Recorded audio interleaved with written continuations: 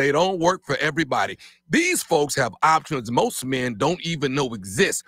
Your consultation, just $99. Blood work, consult, and maybe even a test dose if the doc says so. They got an in-house lab, so you'll know where you stand in minutes, not days. So stop stressing. Call 865-544-8220 or hit menspronnoxville.com. Men's Pro Knoxville, making it happen. We really need to get some branded stuff. Shirts, hats, promo items, something professional. I mean, we could just find a website and order a bunch of it ourselves. You could, but you're taking a big risk. You don't know the quality, the fit, the timeline. It's a roll of the dice. Yeah, I guess. But isn't that how everyone does it now? Not the ones who actually care about how their brand looks. Look, if we're putting our name on it, it needs to be done right. We need SM Athletics. SM Athletics? Yeah, they specialize in working with businesses like ours. Apparel, hats, promo gear, but real, customized stuff. They actually care if it turns out right. Probably a lot better than getting stuck with 100 t-shirts with crooked logos. Exactly. Plus, they'll walk you through everything. Sizing, colors, material, so it matches the image we're trying to build. Makes sense. What's the name again? SM Athletics. Trust me, if you want to look like a real company, not a flea market stand, this is the move. If you're serious about your brand, work with people who are serious about getting it right. SM Athletics. I am untethered and my rage knows no bounds! Ladies and gentlemen. All I know is you never had the makings of a varsity athlete. What is it with you and this obsession with this varsity crap? People come to us because they don't sell them on interest. They can't refuse because of the implication. You wonder ever you're a bad man? World needs bad men. We keep the other bad men from the door. Some things are a matter of doing. The world's greatest radio show in Tennessee. That doesn't sound right, but I don't know enough to dispute. Mine's about to take advice from my clowns. I head first into the shallow end of the booth. It's Talk Sports with John Reed and Cody McClure.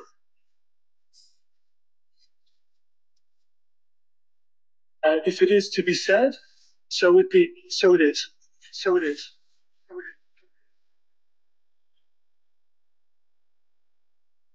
It's like a Tennessee thing.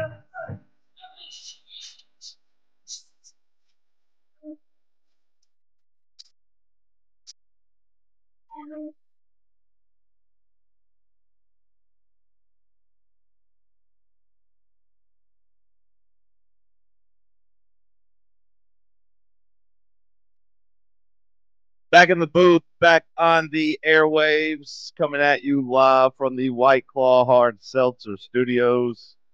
Happy Wednesday morning to you. Oh, we're almost through July.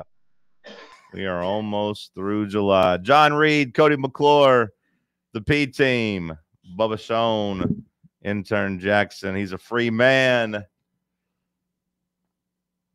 Let's have ourselves a day. Cody McClure, how are you? Doing good, John. Good morning. It's good to be here. Good to be anywhere. Good morning to the freaks and everyone else. I think I've got COVID. You think you got COVID? Yeah. I don't feel bad, but I've had this cough. If you noticed yesterday, I had a little bit of a cough. And I don't know. Last night I was out meandering, walking around a little bit, and I noticed I was a little bit short of breath, which, hey, you know, I don't always have a lot of deep breath, you know, big old boy like me. My lungs aren't the best, but I was a little extra short of breath. And it just popped in my mind when I got home, because I was on the phone with my mom and I coughed a couple of times, just didn't even think about it, you know. And she's like, "Are you okay?" Because she asked me about yesterday if I had a cough. I was like, well, I really didn't even notice, Ma, but now that you say that, I guess I have had a little bit of a cough. But it made me wonder, is COVID still a thing? Yeah, COVID's still a thing. A lot of people are getting COVID still. Now, you know, I don't think people are worried about it. Well, that's good, because I'm a super spreader. I don't know if I have COVID. I feel fine. Like, I feel totally good. but I do have this cough. Could just be an allergy thing. I don't know. But other than that, life's good. How are you? I'm all right. It's a nice Wednesday morning. I'm ready to talk sports and other things. Went to the movies last night. A little Tuesday movie night for me. Tuesday movie. What'd you see? Thank you for asking. Mm-hmm. Oh, that's the name of it? No. No. No, I appreciate you asking. Sometimes when I tell you I go into the movie, you don't I ask. appreciate you asking. Was that the sequel? No. No. No. Well, sometimes I don't want to know. Yeah, I'm I know, but afraid still you'll- polite.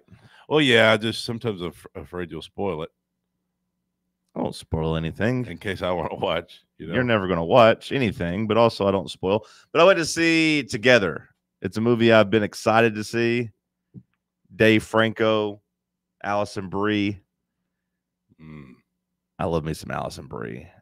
She's at my I was top. talking about Dave Franco. I don't find Dave attractive. My old lady tried to, because I was lusting over Allison, so she was trying to tell me that she liked Dave. I was like, no, you don't. No one finds him sexy. Like he's just like little brother. He's got little brother vibes permanently, just because that's how we got introduced to him from, and he's not sexy. It's hard to be sexy with a name like Dave.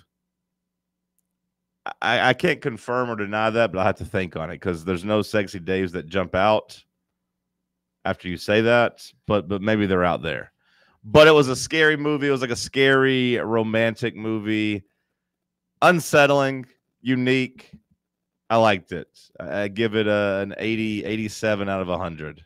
That's a big number. Yeah, 4.5 stars for me. Check my Letterboxd. I play that every day. Play what? Letterboxd.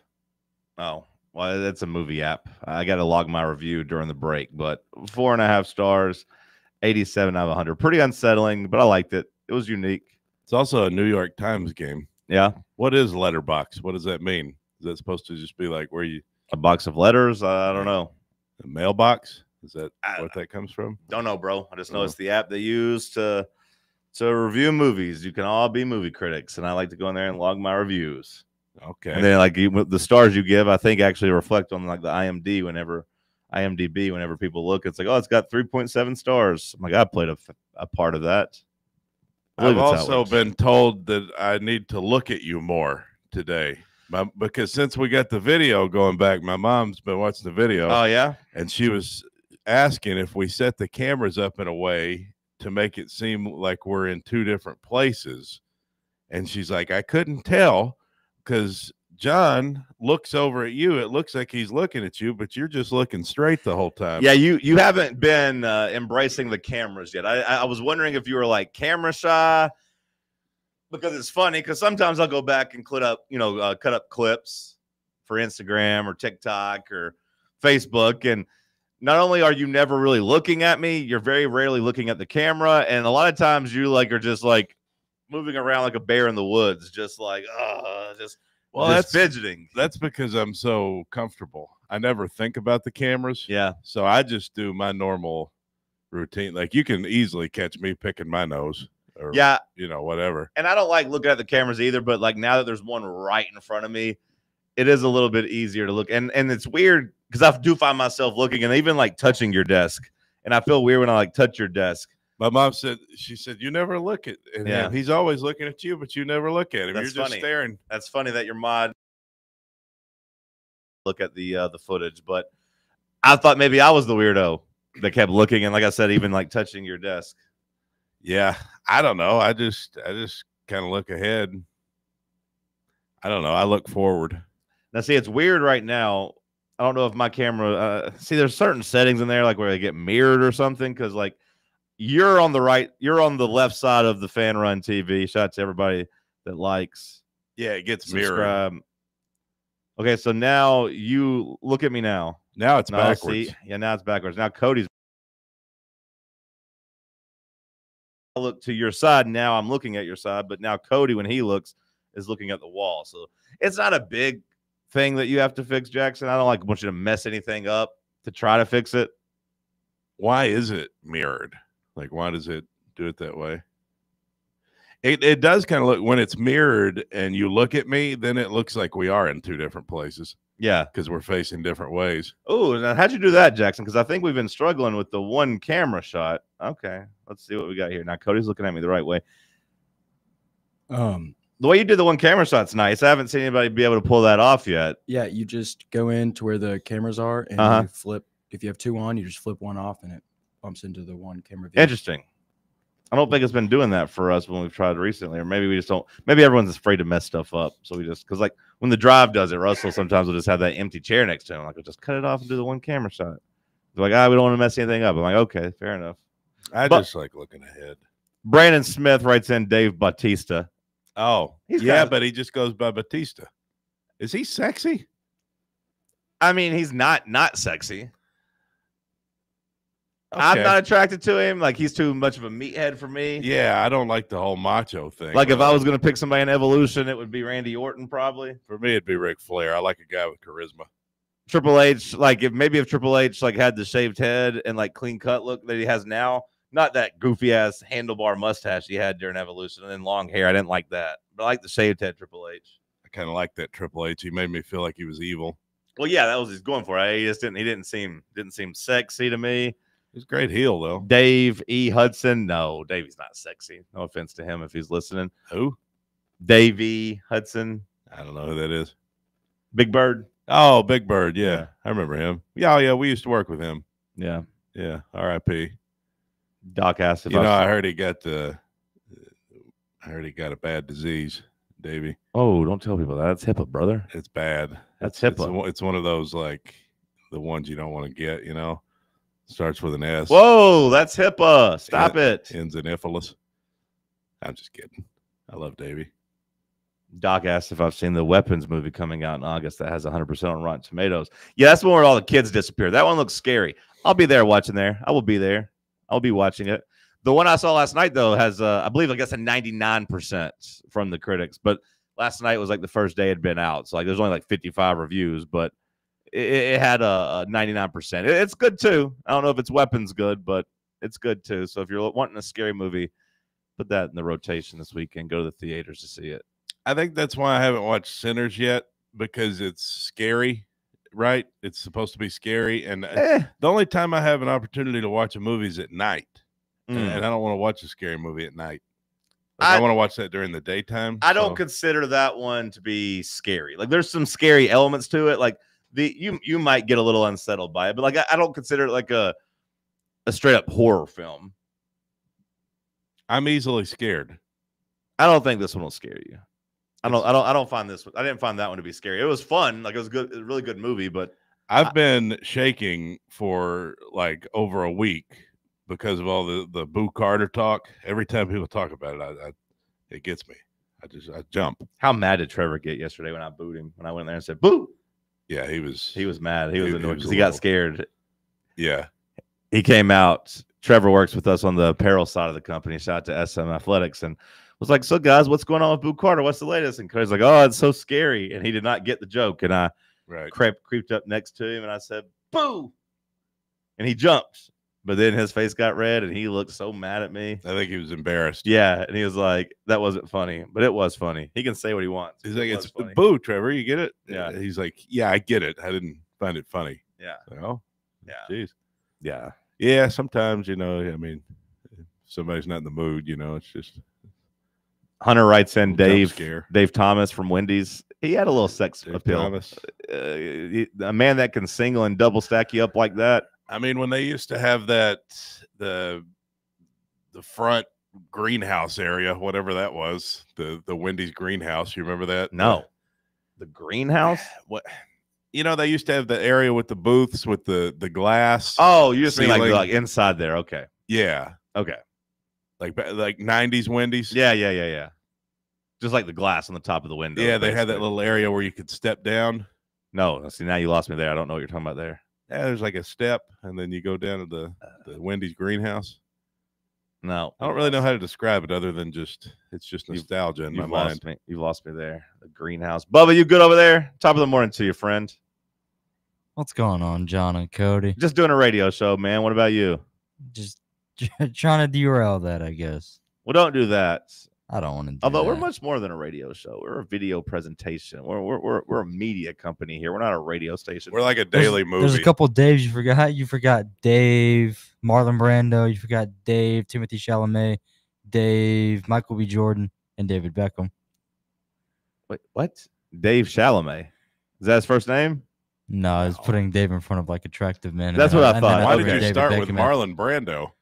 Because Marlon Brando's an attractive dude. He's been dead for years. When Bubba thinks of sex appeal, he thinks of Marlon Brando, okay? I also Then you tricked me by ending on David Hasselhoff, which, I mean, he's David, not Dave. I said David Beckham, but there's another Hasselhoff, too. That's right. David Beckham would be good if we're including David's, but I think we just went with Dave's. Yeah, we're going with Dave's. Dave Bird, Little Dicky. All right. But then I also took your flow last night, John. And you did? I went to the movies. Hey, we were talking about it. What'd you go see? Fantastic Four. Was it fantastic? I'd give it a range from like 64 to 73. I've seen some people say it's really, really, really good, and that surprises me that you say a 64. I'm not really a Marvel guy. I'm definitely not a Fantastic Four guy. I got zero interest in watching the Fantastic Four. No flame to people that like that, but like that's way out of the scope of characters I care about. I guess I'll give it like a 68 overall. Okay. It's okay. Some actors were better than what I thought they'd be. Others I thought were just kind of eh. Like Pedro Pascal, honestly not that bad as Reed Richards. Vanessa Kirby, eh. See, I have no idea what a Reed Richards is supposed to act like. Like I don't know anything about those characters, and I don't want to know. I'm over the conversation. I'm glad you had time at the movies, though. Was it crowded?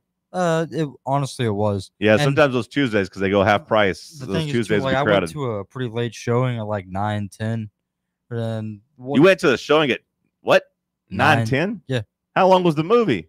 Like an hour 56. No wonder you were 5 minutes late today. You stayed up too damn late watching the Fantastic Four.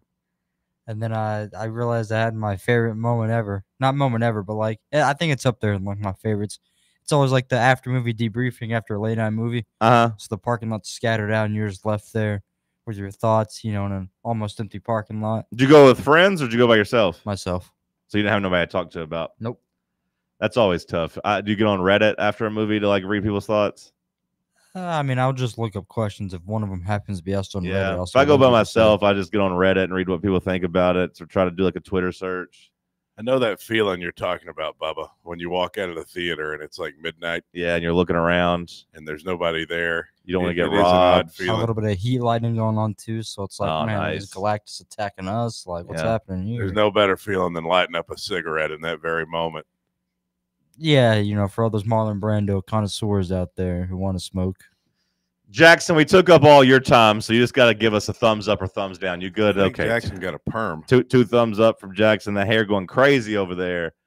Bubba, send us to break. We'll come back. We'll dive into what Josh Heupel talked about, and now what I'll officially call Tennessee's biggest concern for the 2025 season.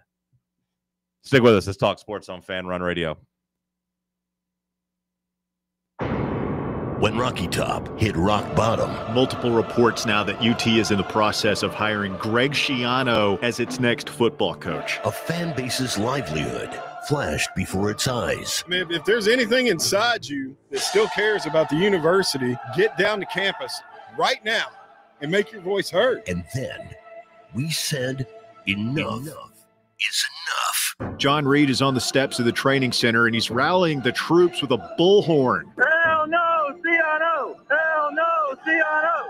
From the ashes, we rose up, the fan base that started a revolution and the station that led the charge. Getting reports from within the athletic department that the deal is off. Pretty connected guy saying the deal is off. That was a direct quote. When the time came, you were ready.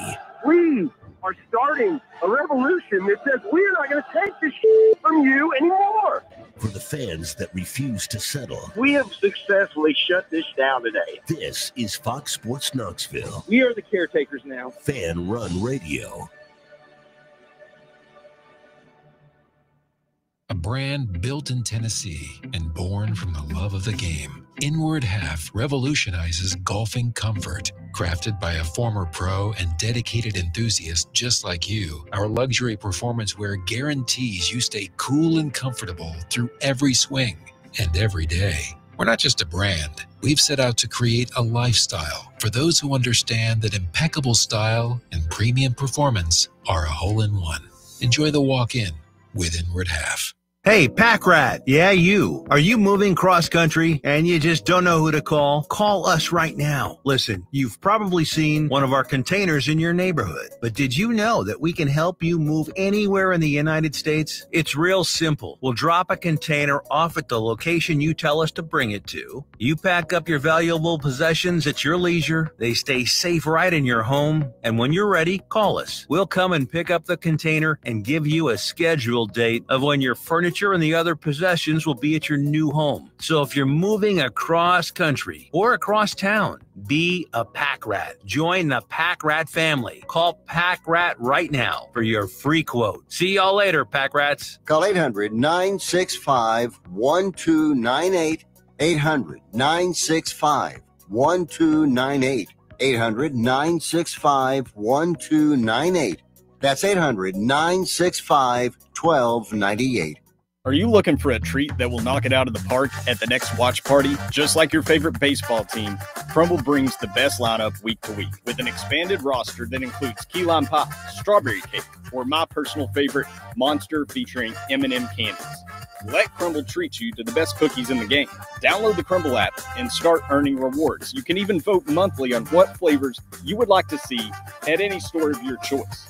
Warmer weather is here, so get to the ballpark, but don't miss the cookies. Good morning. Traffic's on the increase with that volume. I-40 at Paper Mill Road as it builds here in West Knoxville. In general, 40 east and west, passing Pillsbury Parkway. It's gotten heavier down I-75, leaving Cabell County into Anderson County. Watch a little bit of radar, at least it was earlier. I-40 traveling through Jefferson County. Hey, turn your gold and silver coins into cash today at Fountain City Jewelers, located in the heart of Fountain City, right there next to Litton's. I'm Commander Chuck with your on-time traffic.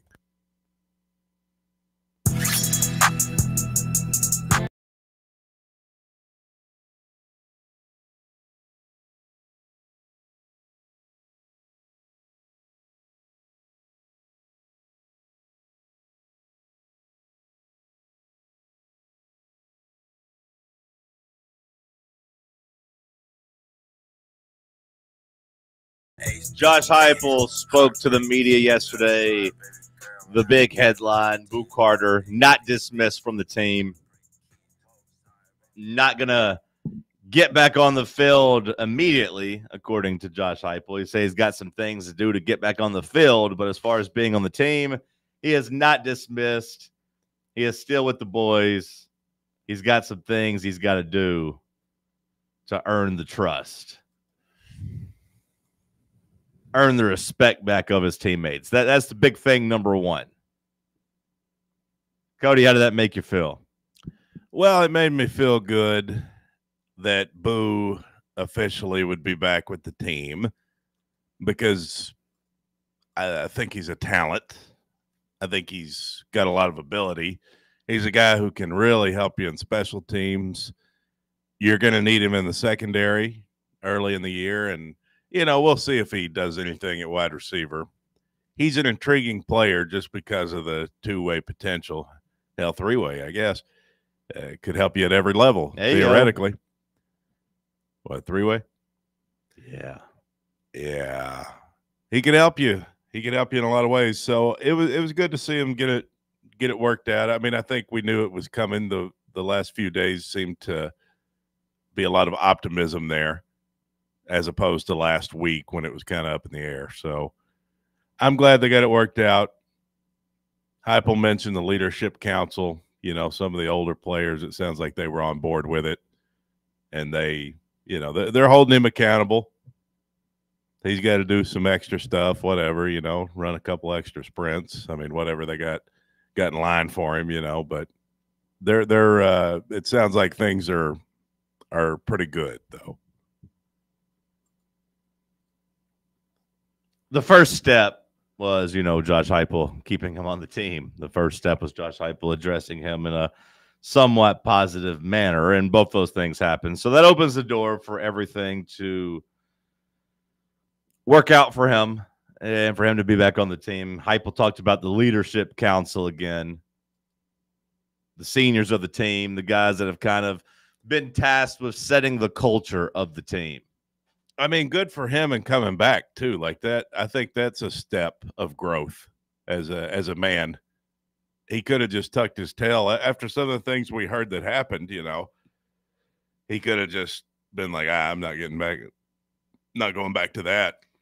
I do wonder what would have happened if this was the spring versus it being, you know, the end of July. Maybe you do see a transfer. Yeah. Like I do wonder what happens if there's more time and more options to get a scholarship and go play somewhere. But I mean, to be man enough to come back though and deal with that situation, I give him credit. I think he should be commended. No, I give him credit because you know I'd said I think most 20-year-olds would probably say, I'm good. Bleep those guys. Yeah, I'm out of here. It's their fault. I didn't do anything wrong. I'm not going to take any accountability. And even if I was wrong, so what? Forget those guys. They don't care about me. I don't care about them. I'm going somewhere else where I can be myself and start over. That would have been the easy way. He could have chose the path of least resistance, but he decided to go down the road less traveled. So that's the good news. If you want to add another one in, I thought it was promising that Josh Heupel was talking about Lance Hurd looking better physically, health-wise, and just mobility-wise. Talks about some injuries he dealt with at the beginning of last year that kind of derailed him. That gets me fired up because we want Big Lance Hurd to be the leader of that offensive line, right? He's the only holdover. Mm-hmm. He's the only holdover on the offensive line. We need him to be really good, and we also need him to be a leader. So that got me fired up. I appreciated that. That's the good news. They're saying he looks good physically, right? Compared to his big, fat, chubby body last year. Yep. So that's a good sign. You want your linemen to be solid. You know, you want them to be. I mean, every lineman's going to have a little bit of a belly, but the less body fat, the better. You know, if you can get a guy who's mostly just big. You know, we only have 3 starters returning on offense. Yeah, I mean, when you tell me that, I just, you know, returning starters, returning production used to be such a big thing, but now I feel like it's just a different game because of the way these transfers come in and, like, you know, because you could count Sam Pendleton as a returning starter. He just wasn't starting for your team. Well, he also wasn't necessarily starting for Notre Dame either. He started. He was in like 10 games, wasn't he? 10 or I think he played in every game. Well, played and started are two different things. Well, I mean, I think he only started like 4 games at Notre Dame. I'd still call that a returning starter. Do you? Yeah. I mean, if he started the 4 games at the very beginning of the year. Because I don't consider and then he got benched. Well, I mean, it's just what happened? Notre Dame had a awesome offensive line. Yeah, and he contributed to it. Well, he contributed to it, sure, but he wasn't a starter. Okay. Well, I mean, if he started at all, that's what I mean. I would consider. If he started at all, he's not a returning starter. I would consider that a returning starter. No, you wouldn't. If he started, I mean, he started, and then he got beat out in the towards the end of October. He started 1, 2, 3, 4, 5, 6, 7 games. And then got beat out in the middle of October. He got beat out? Is that what happened? Yeah. After starting 7 games, he got benched? Well, I don't know if you want to call it getting benched as much as just someone else beating him out. If you say he got benched, that's got much more of a negative connotation versus, one of their other really talented guys at Notre Dame was able to get back on the field. It seems weird for that to happen 7 games into the season, I guess, unless you're just not getting it done. But, I mean, he started 7 games for Notre Dame. I consider that a returning starter just as much as any of those other guys, pretty much. Okay. He was just a sophomore. I'm not putting him down. I'm excited to have him. I think anybody who played on that offensive line for Notre Dame is an upgrade over what we had. So don't take what I'm saying as a as an insult to Sam Pendleton because I was excited to get him. Like I said, I think anybody that had anything to do with that program and that offensive line, that's somebody you want. Notre Dame, really good on the offensive line. They have been for a long time. That's not what I'm saying. I was just saying it wasn't like he left Notre Dame as a starter to come here. Yeah. I mean, he got benched, I guess, but or whatever happened, but he did start 7 games. My point was more so with the transfers these days. You know, you have a lot of guys who have a lot of playing experience sometimes coming in. A Sam Pendleton or a Wendell Moe or somebody like that. Like, returning starters to me used to mean like guys with college experience, you know. I think it used to matter more than it does now, don't you? Considering the transfers? You think what matters less? Returning starters, just that metric? Yeah. Yes. Overall, because like you're saying,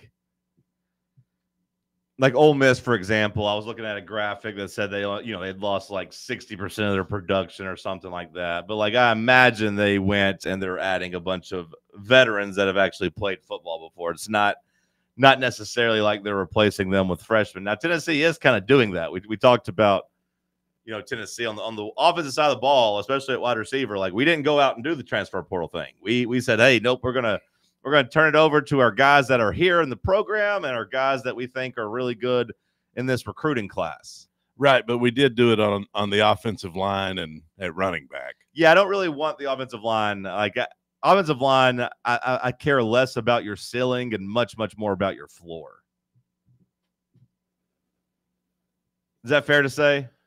You care more about your ceiling and less about your ceiling and more about your floor on the. So you just want some big solid meatheads. Yeah, like I mean, if you can give me a solid B-, I think I'm okay with that. Like I'm locking in B- offensive lineman. Now, don't get me wrong. When you have an A+ guy, when you have an A guy, when you have a Darnell Wright who's a top 10 pick, like that's great. I just don't want you to be a turnstile out there. Like yeah. I don't want to have any D's out there on the offensive line. You just want guys who can D hold their own. For Dane Davis, who was a D. Damn it, he got me again. Right tackle. Last year. Dane Davis just threw his protein shake. I don't want any D's out there. Give me B- at least, and I'll lock that in. He just spit out his chocolate milk. So to me, the ceiling's much. I don't care really about the ceiling. So I'm okay with going to the transfer portal to get some guys like Sam Pendleton, who is a B-. Problem was Notre Dame just had a couple of guys that were better than him. Yeah. I'm okay with that. I mean, give me a B-. The guy can come on here and play SEC football. I know he can do it. I know he can start. I know he can be versatile on the inside there, either at center or guard. So, I'm really excited for Wendell Moe and Sam Pendleton because I think both those guys are proven college football players. That's all I want out of my offensive line. That's all I need. Now, wide receivers, I think, is different. I don't want any B- out there at wide receiver. If you're going to be a B- at wide receiver, you got to be like the 3rd or 4th guy out there. Problem was last year we had a lot of B- out there, C+ at wide receiver. So I would rather, and the transfer portal is almost always, unless you're going to pay top dollar, unless you're going to go out and pay absolute top dollar, the transfer portal is full of B-, C+ type of players. I'd rather go and try to find us some B+, some A-, some A's in our recruiting class. I'd rather bet on Mike Matthews, who's a 5-star blue chipper. I'd rather bet on him morphing into that guy, or Staley, or Jackson. I'd rather bet on that. Don't forget Smith. Like those guys, give me that. Because the ceiling for wide receiver, I care about that. Mm-hmm. I don't want to lock in just a nice floor. Be interesting if we had another freshman named Njigba. Then we would have a Jackson, a Smith, and an Njigba. It's too soon for the Ohio State humor. It's too soon. I don't want to think about Jackson, Smith, and Njigba. I'm still not over what happened last year, okay? Yeah. All right. It was tough. Yeah. I was just thinking of the Seahawks. Why are you thinking of the Seahawks? Is that not where he is now? I have no idea. No, he is, but just why were you thinking of the Seahawks? When I think of Jackson Smith and Jigba, I think of the Seahawks. Oh, okay. Not Ohio State first. So you were just thinking of Jackson Smith and Jigba. Well, you said Jackson Smith, and then I was like, and Jigba? Right. But you weren't thinking of the Seahawks. You were thinking of Jackson Smith and Jigba. That's what I was. Yeah, you made me think of him. But when I pictured him in my head, he was in a Seahawks uniform. Really? Yeah. Okay. Yeah. I don't know if I believe that, but. Yeah, well, that's where I was at. But only 3 returning starters on the offense for Tennessee. Only 3. Yeah, that's fine. Kitzelman, Brazel, and then Lance Hurd, who we were talking about. So, like, you got to hope that those guys that are returning are actually, like, good. And I do have some confidence that Kitzelman's going to be really good. I have some confidence that Lance Hurd is going to be much improved. I hope that Chris Brazel takes a leap. I hope that he is the guy we thought we were getting last year, because he was more in that C-plus range of wide receiver. And I'd rather roll the dice than stick with too many C-pluses for too long. Yeah. Well, that's the hope with these young guys. You know, hopefully somebody, like we discussed yesterday, hopefully somebody breaks out and has a big breakout year. Maybe you find that Jalen Hyatt, you know what I'm saying? That Cedric Tillman. Guys that developed at their school. Mm-hmm. Guys that developed. I mean, Tillman over a 4-5 year stretch developed. Jalen Hyatt, you saw a flash this freshman year. You saw a flash this sophomore year, and then boom, it all clicked for him. Yeah, and these guys are younger than they were. Sure. But a guy like Matthews or Staley, I mean, they've got some experience. Well, I don't need him to be Jalen Hyatt. I don't need him to go out and get 1,600 yards and it'd be win cool the if they Biletnikoff. did. No, that'd be great, but I don't need that. Like, I just there's a lot of gap between C+ and A+. Like, Yeah, like I'd take 1,000 yards. Jalen Hyatt had. I'd take 850. Just give me 850. I'd be over the moon for 850. You say Jalen Hyatt had 1,600 yards? Did he not? I'm pretty sure he did. I'm pretty sure he's up around like 6. I want to say it might even been like 1,700 is what I thought, but maybe 1,500 is my official prediction. 1,500. I guess I don't. Guess I didn't realize. I remember how good he was, but that's a lot of yards. That's an astonishing amount of yards. Have I overshot Brother Hyatt? Yeah, I have. 1267 and 15 touchdowns. I was gonna say it sounded like a hell of a lot of yards. But yeah, still, I mean, great year. So maybe in my head, the 15 touchdowns, 1,500 yards. I don't know, but 1267, 15 touchdowns. One more game, he could have had 1,500. You know, if he'd have played the Vanderbilt game. Yeah, one more big game. Who knows? Played the Vanderbilt game and played the bowl game. Probably would have had close to 1,500. Yeah, it's not a crazy number. I mean, it is, but like for him, it wouldn't have been too crazy. He was awesome. A lot of good memories. So those are the positives. There was a big negative, which I will say is now the biggest concern I have for the 2025 season. We'll talk about that after the break. Send us there, Bubba. I need to get a glass of water. I'm a little parched. We'll come back on the other side. It's Talk Sports on FANRUN Radio.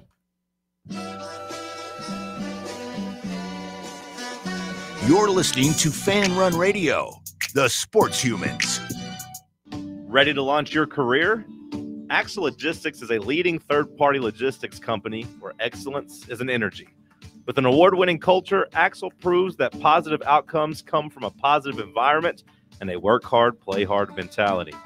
At Axle, the drive for success is infectious. And with an uncapped commission structure, hard work isn't just noticed, it's rewarded.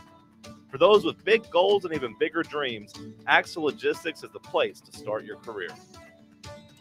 Rickard Ridge Barbecue, located in beautiful Cove Lake State Park. Rickard Ridge is home of the best ribs in the volunteer state. Smoked daily by pitmaster Mark Rickard. The barbecue at Rickard Ridge is mouth-watering, fall-off-the-bone delicious. Take the scenic drive up I-75 to exit 134. For directions and to look at the rest of the menu, Visit Rickard Ridge online at rickardridgebbq.com. Citizens National Bank. Life is more fun with a Good Life checking account, offering extra benefits including bank travel. Join us for a trip to Mackinac Island for a stay at the beautiful Grand Hotel. Travel with us to southern Utah to witness the enormous, colorful, and unusual rock formations. Or join us on one of our many day trips. We're always on the go. Citizens National Bank. Banking never felt so good. Member FDIC. Get hurt in the game? We tough it out. Feel exhausted? We push on. Feeling down? We pull ourselves up by the bootstraps. But there are times when bootstraps aren't enough. When stress gets to us and we need to talk to someone about what we're really going through. So we're going to reach out because sometimes mental health is not a one-person job. Visit loveyourmindtoday.org. That's loveyourmindtoday.org. Brought to you by the Huntsman Mental Health Institute and the Ad Council. Is your smile ready for the spotlight? Hi, I'm Dr. Jacob Wilco, and at Knoxville Smiles, we make every visit a reason to smile. From routine cleanings to dazzling cosmetic treatments, our experienced team uses the latest technology to keep your teeth healthy and your smile bright. With a warm, welcoming atmosphere and personalized care, we're here to make sure you leave feeling your best. Don't wait. Your perfect smile is just a call away. Book your appointment today at 865-539-1776 or online at knoxvillesmiles.com. Smile brighter with Knoxville Smiles. Good morning. It's gotten heavier out here in West Knoxville and more volume on 40 east and westbound. And Paper Mill over the top of West Hills continues to build down I-40, leaving Jefferson County through Sevier County. A little bit of radar earlier on 75 in certain parts of Anderson County this morning. If your check engine light is on, Knucklebusters Amco will check it out for free. Google search Knucklebusters Amco Knoxville. Amco, serving East Tennessee since 1962. I'm Commander Chuck with your on-time traffic.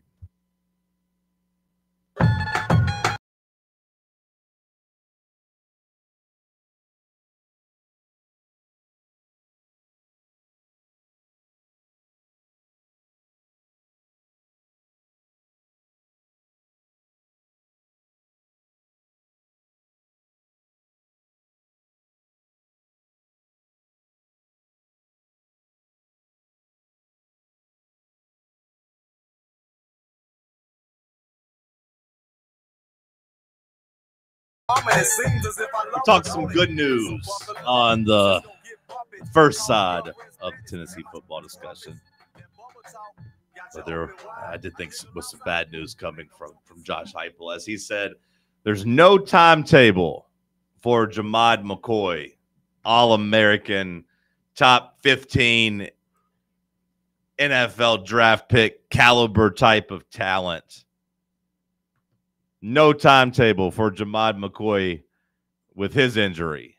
And, that comment in itself maybe not that much of a red flag, but when you combine it with Ryan Callahan and what he said in terms of he thought the Alabama game was a realistic target for McCoy, that makes me worry. That raises some red flags. That rings the alarm. Beep, beep.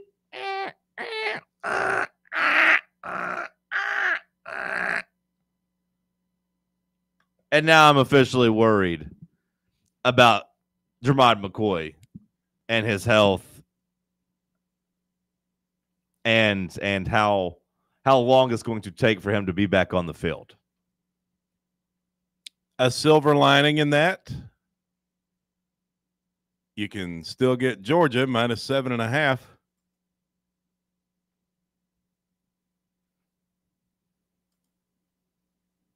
That's where you're going to start. That's what you're going to do to me. Your negativity.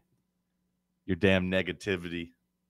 Talking about us getting our ass beat by Georgia if he doesn't play. Really? We're not going to cover 7.5 without McCoy. One player surely won't make the difference. If we're going to beat Georgia, we'll do it with or without Jermod McCoy, right? It'd be nice to have Jermod McCoy. I don't think you beat Alabama last year without him. And this Georgia team that's coming into Knoxville, I'd imagine is going to be much better than that Alabama team that came in, with the way they played on offense. Maybe not, though. Maybe Gunnar Stockton's got some Jalen Milroe in him. It's all about the Neyland effect. It's a real thing.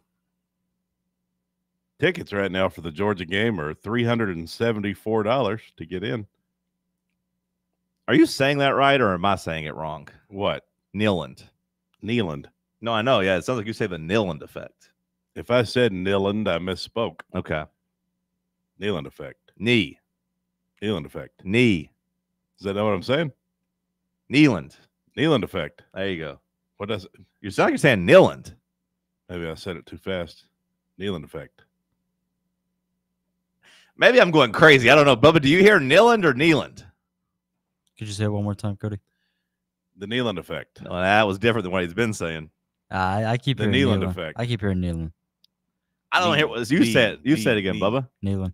Neyland. Neyland. Knee. Neyland.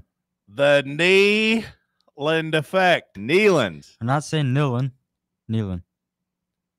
Neyland. You're going crazy. Neyland Stadium. Knee. You got to emphasize the knee. Knee. I'll just call it Neyland Stadium. I don't like it. I don't like what you guys are doing. Nothing worse than when you hear a guy say Neyland. That's not good. Neyland's close. I don't know. General Robert R. Neyland. Robert M. Neyland. General Neyland. The Neyland effect is real. Tennessee hasn't lost very many games, in Knoxville. Only to Georgia. Only to Georgia. But you wouldn't have beaten Alabama last year without Jermod McCoy. I mean, the interception he made to kind of keep that game afloat early on, and then, of course, just kind of shutting Williams down throughout the game, vital to Tennessee's success. He is, safe to say, I mean, he's the toppest in talent we have in terms of college football. David Sanders has probably more NFL potential. He has a chance to be a higher draft pick probably, but McCoy, the highest end talent we have on the team, correct? By far? Yeah, it really sucks that he's hurt, that he tore his ACL. Well, I'm worried because to me, the longer it goes on, the worse. And I know what you're thinking. No duh, John. But I just mean, if McCoy's not back until Alabama, I worry about him coming back at all. Like, if we get him back by, to me, the perfect scenario, like the dream scenario was, hey, he's ready for the season opener. But that seemed unrealistic. So, the second best option was hey, you get out there, you let him knock some rust off against ETSU. He plays 10 snaps. You test it. You see how the body responds. And then, then you can really ramp him up where he's playing against Georgia. Well, I wish somebody would have done a follow-up with Heupel when he said no timetable on that. I wish somebody would have been like, hey, does that mean it's bad news, generally speaking, Coach? Well, I think Josh Heupel has shown us that he's not going to tell us anything. And, in another world, that would be really frustrating, and that would drive you crazy. But in a world where Josh Heupel has this program in a really, really good spot, that's fine, Coach. You ain't got to talk. Whatever. The fans aren't going to get up in arms at the lack of updates, coming off of a playoff appearance. Jermod McCoy was named yesterday to the Nagurski Trophy preseason watch list. Yeah, and see, that's the thing is he keeps getting he keeps getting added to all these watch lists. He's still getting all this preseason love, and so I think in my head he was okay. He everything was good, and look, it still might be. And Brent Hubbs from VolQuest has said that McCoy wants to get back out on the field, they're kind of having to slow him down. So the fact he wants to get out there and wants to get out there early does alleviate some of these concerns. Yeah, I don't want to freak out just yet. No, I don't. Based on one report you said from Ryan Callahan. Yeah, and I don't even know if it's being fair to Callahan to call it a report as much as it was just a conversation. Where he's talking with someone and says that Alabama is a realistic target date. I don't want to be unfair and say that it was a report that he put out there, because I think those two things are different. Because I get it. We're in the conversation business. Sometimes you get to talking and you say something that you don't necessarily want to be quoted on. Right. I do that every day. Like Sam Pendleton, returning starter. Like you don't want that to be like the headline because there's nuance to 7 it. games last Right, year. there's nuance to it. We started talking about it, and you're like, okay, well, you kind of wiggled your way out of it, but like I think I was pretty adamant that he started 7 games. I don't think it's fair to say Callahan reported it, but he said that in passing on like a radio hit, I believe it was, and it just like caught people's eye. And then you combine that with Josh Heupel saying no timetable. I started spiraling a little bit because now it's on the radar, and I'm still not even like on the freak out level where you're panicking or anything, but it's at least, like I said, on the radar to where now I feel like I have to like keep waiting for Jermod McCoy updates.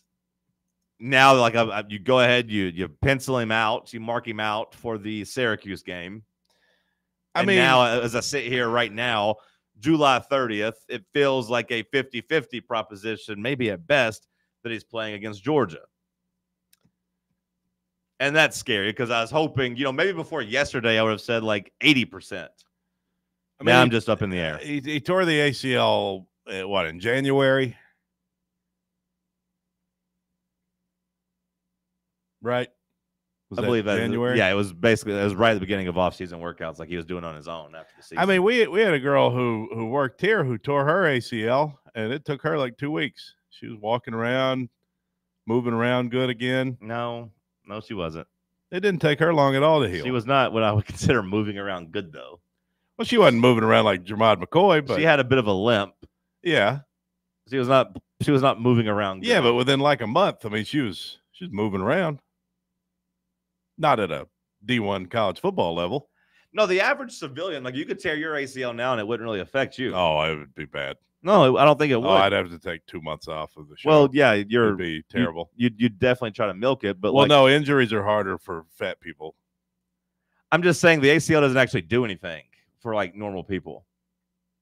The ACL just is about cutting side to side. So like as long as you weren't out there trying to like cut or do any type of fast-paced movement, which we all know that you're not, like you can walk around with a torn ACL. Recovery from an ACL injury for football players is around 9 months, but it can take anywhere from 6 to 12 generally. Right. So I mean, like he's right there, kind of. I mean, 6 to 12 is a huge gap. I mean, some guys can come back in 8, and if he came back in 8, hey, he's ready for Georgia. If he comes back in 10, it's more like end of the season. Maybe he misses the whole thing and gets ready for the draft. I don't want to hear that. I don't want to hear it either. But like, hey, if you're him, you are a first-round talent. Especially if it's like middle of the season, you're still not cleared. Like, I don't know if you come out and you risk getting back out there in the middle of SEC play. So again, I'm not asking you to quote me on anything. I'm just talking out loud with my friends saying that yesterday it dropped me down to 50-50 McCoy against Georgia. And before yesterday, I would have been like 80-20.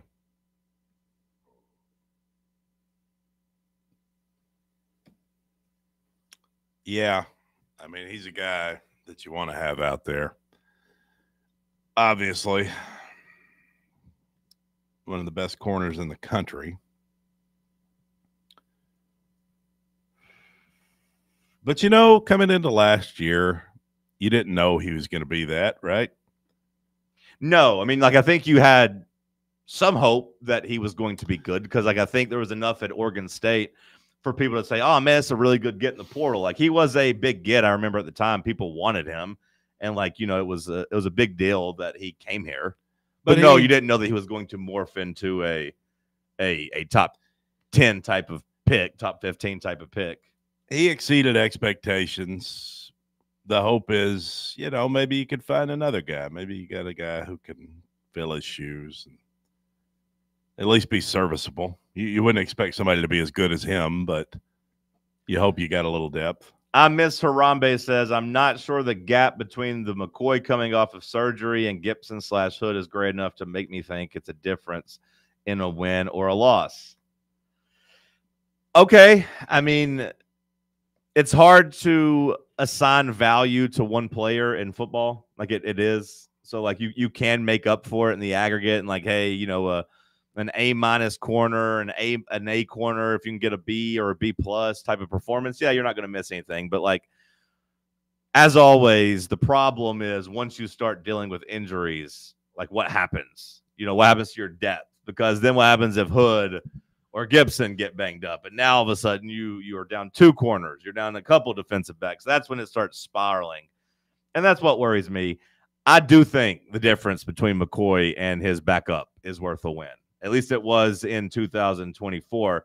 Now, I will say I miss Harambe, that you did give the caveat of McCoy coming off of ACL surgery being worth a win or a loss.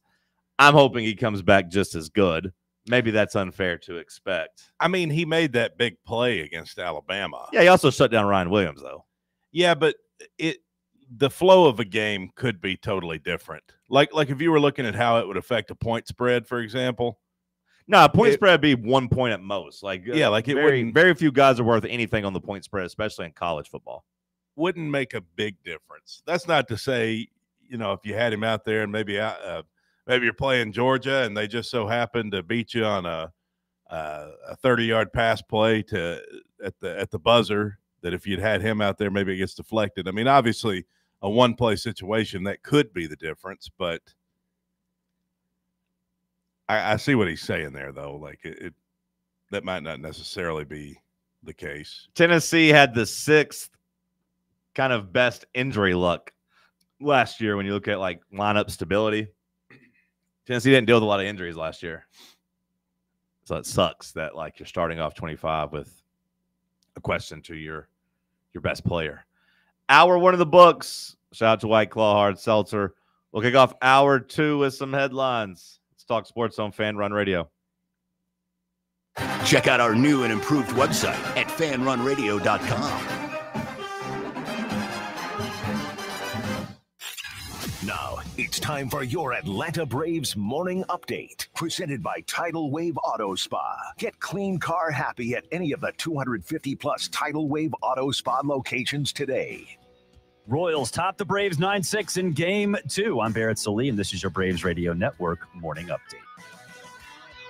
Get clean car happy all season long at Tidal Wave with exclusive membership discounts, giveaways, and more. Visit TidalWaveAutospa.com/Braves for more information. The Braves pound out 14 hits, but it wasn't enough as the Royals topped the Braves 9-6 in Game 2 of the 3-game set in Kansas City. Austin Riley goes deep. Marcell Ozuna with his 2nd home run in as many days, but it wasn't enough. Eric Fedde gets the loss in his Braves debut. He's 3-11 on the season. He went 4 2/3, gave up 5 hits, 4 earned runs, walked 2, and struck out 3. The bullpen really let him down, though. Aaron Bummer and Anil De Los Santos combined for 5 earned runs. But with that said, the Braves can win the series. Game 3 of the 3-game set. The rubber match coming your way 2:10 Eastern time.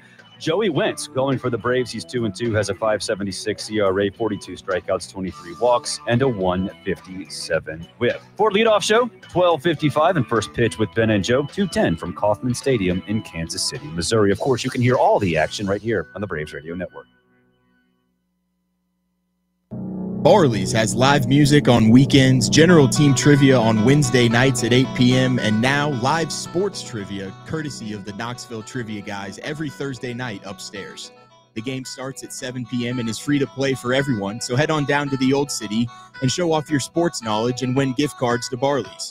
Use those gift cards to buy some delicious food and drinks, and you can take it all in with their wide selection of TVs and indoor projectors. Barley's Tap Room and Pizzeria. When it's past high noon, it's time for a vodka soda made with a vodka you've actually heard of. I'm talking White Claw vodka soda made with White Claw premium vodka. JB Smooth only drinks vodka soda made with the world's smoothest vodka. And you can too. Pick you up a bottle of the triple wave filtered vodka that's been distilled 5 times. White Claw premium vodka comes in 4 flavors: black cherry, mango, pineapple, and just vodka. You haven't had vodka like this. No one has. White Claw premium vodka. Please drink responsibly. Running a business, coaching a team, planning your next big event, you need more than just gear. You need SM Athletics and Logo Solutions. Custom uniforms, branded apparel, promotional products, done right, done fast, and built to show off your brand with pride. From local businesses to high schools to major universities, SM Athletics is trusted by winners. Get real service, get real quality, get noticed. SM Athletics and Logo Solutions, where your brand comes to life. Visit smathletics.com and let's build something great together. You're listening to FM 105.7 and AM 1340, WKGN Knoxville, and W289CU Knoxville, FANRUN Radio. Where do you think Cameron Brink ranks in Los Angeles beauties? You're listening to Talk Sports. Me and Miles were discussing this over the weekend. I said she's an LA 6. Oh, no. A big tall girl like that with long legs? Yeah. She's basically young Cameron Diaz. Young Cameron Diaz is no 6. Airing every day from 7 a.m. to 10 a.m. You think she's young Cameron Diaz? Yeah, they look a lot. They look similar. We'll pull them up next to each other. They got similar looks. 100%. I'm not saying Cameron Brink is as hot as Cameron Diaz, but Cameron Diaz in the mid-'90s was about the top of the line, Jack. I want you to go Google The Mask Cameron Diaz, okay? And just let me know what you think. On 1340 WKGN. Maybe big and tall is not my thing. I'd say your closet begs to differ. That's pretty good. That's good. That's the line of the day so far. I've always just really hoped for a big and big store. I really don't need the tall. California.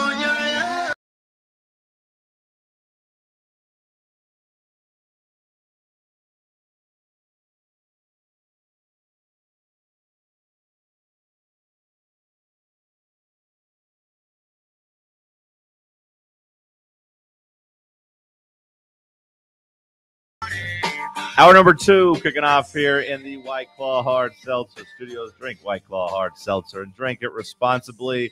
Let's kick off hour 2 with some normal headlines. I don't want anything spicy. Give me some normal headlines, please. Thanks, John. Shohei Ohtani continues to make history.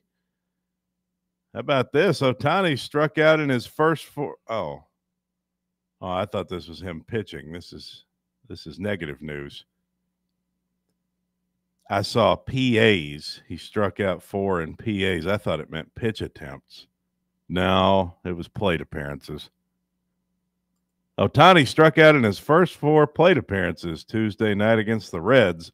The first time he's done that in his 8 seasons and 981 games in the majors. Yeah. Yeah, but the Dodgers won the first 2 games against the Reds. Well, that's what matters. You guys got us last night. The team winning. Big weekend for the Reds. They'll be in Bristol. Yeah. You excited about that? No. Reds and Braves? No. I was thinking about going up there. No, you're not. I was thinking about it. For how long? Saturday. No. How long did you think about it? About 3 minutes? I've been thinking about it for a few days now. Okay, we'll go do it. You going to go there and try to drive? Or? Yeah, I was thinking about going to Uber. Oh, okay.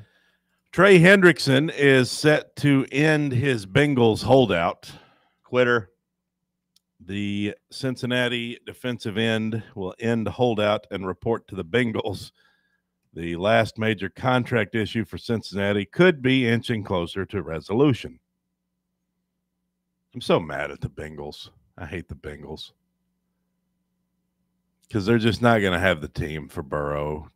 He's going to have to be just otherworldly again. God. And you're going to do your whole thing about how he's not any good because his team's not winning. And, it's not his fault, you know? You've already backed off that, buddy. Sorry, you're on record as saying it is his fault for demanding all the money for the offense. No, you said no, that. And I said, do you agree? Is that fair? And you said, yeah, it is. It's true. Said that. Yeah, you're on record. You said it's Burrow's fault for being too damn greedy, for demanding all those things for his offense. Now you can't cry about the defense and offensive line because he needs his weapons to be paid. I mean, Peyton made it work. Not really. Over the course of a career. I mean, he got you could argue that Peyton underachieved over the course of his career. You think Peyton is the Shaq of the NFL? It's hard to say he's Shaq because football is much more than one player. But, I think it's fair to say that Peyton winning 1 Super Bowl until his last season is an underachievement. Now, getting that second one helps.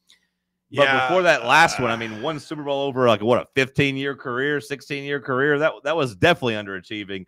The second one was a very, very, very big one for him. But even 2 feels too low. It may be underachieving when you consider just how good he was.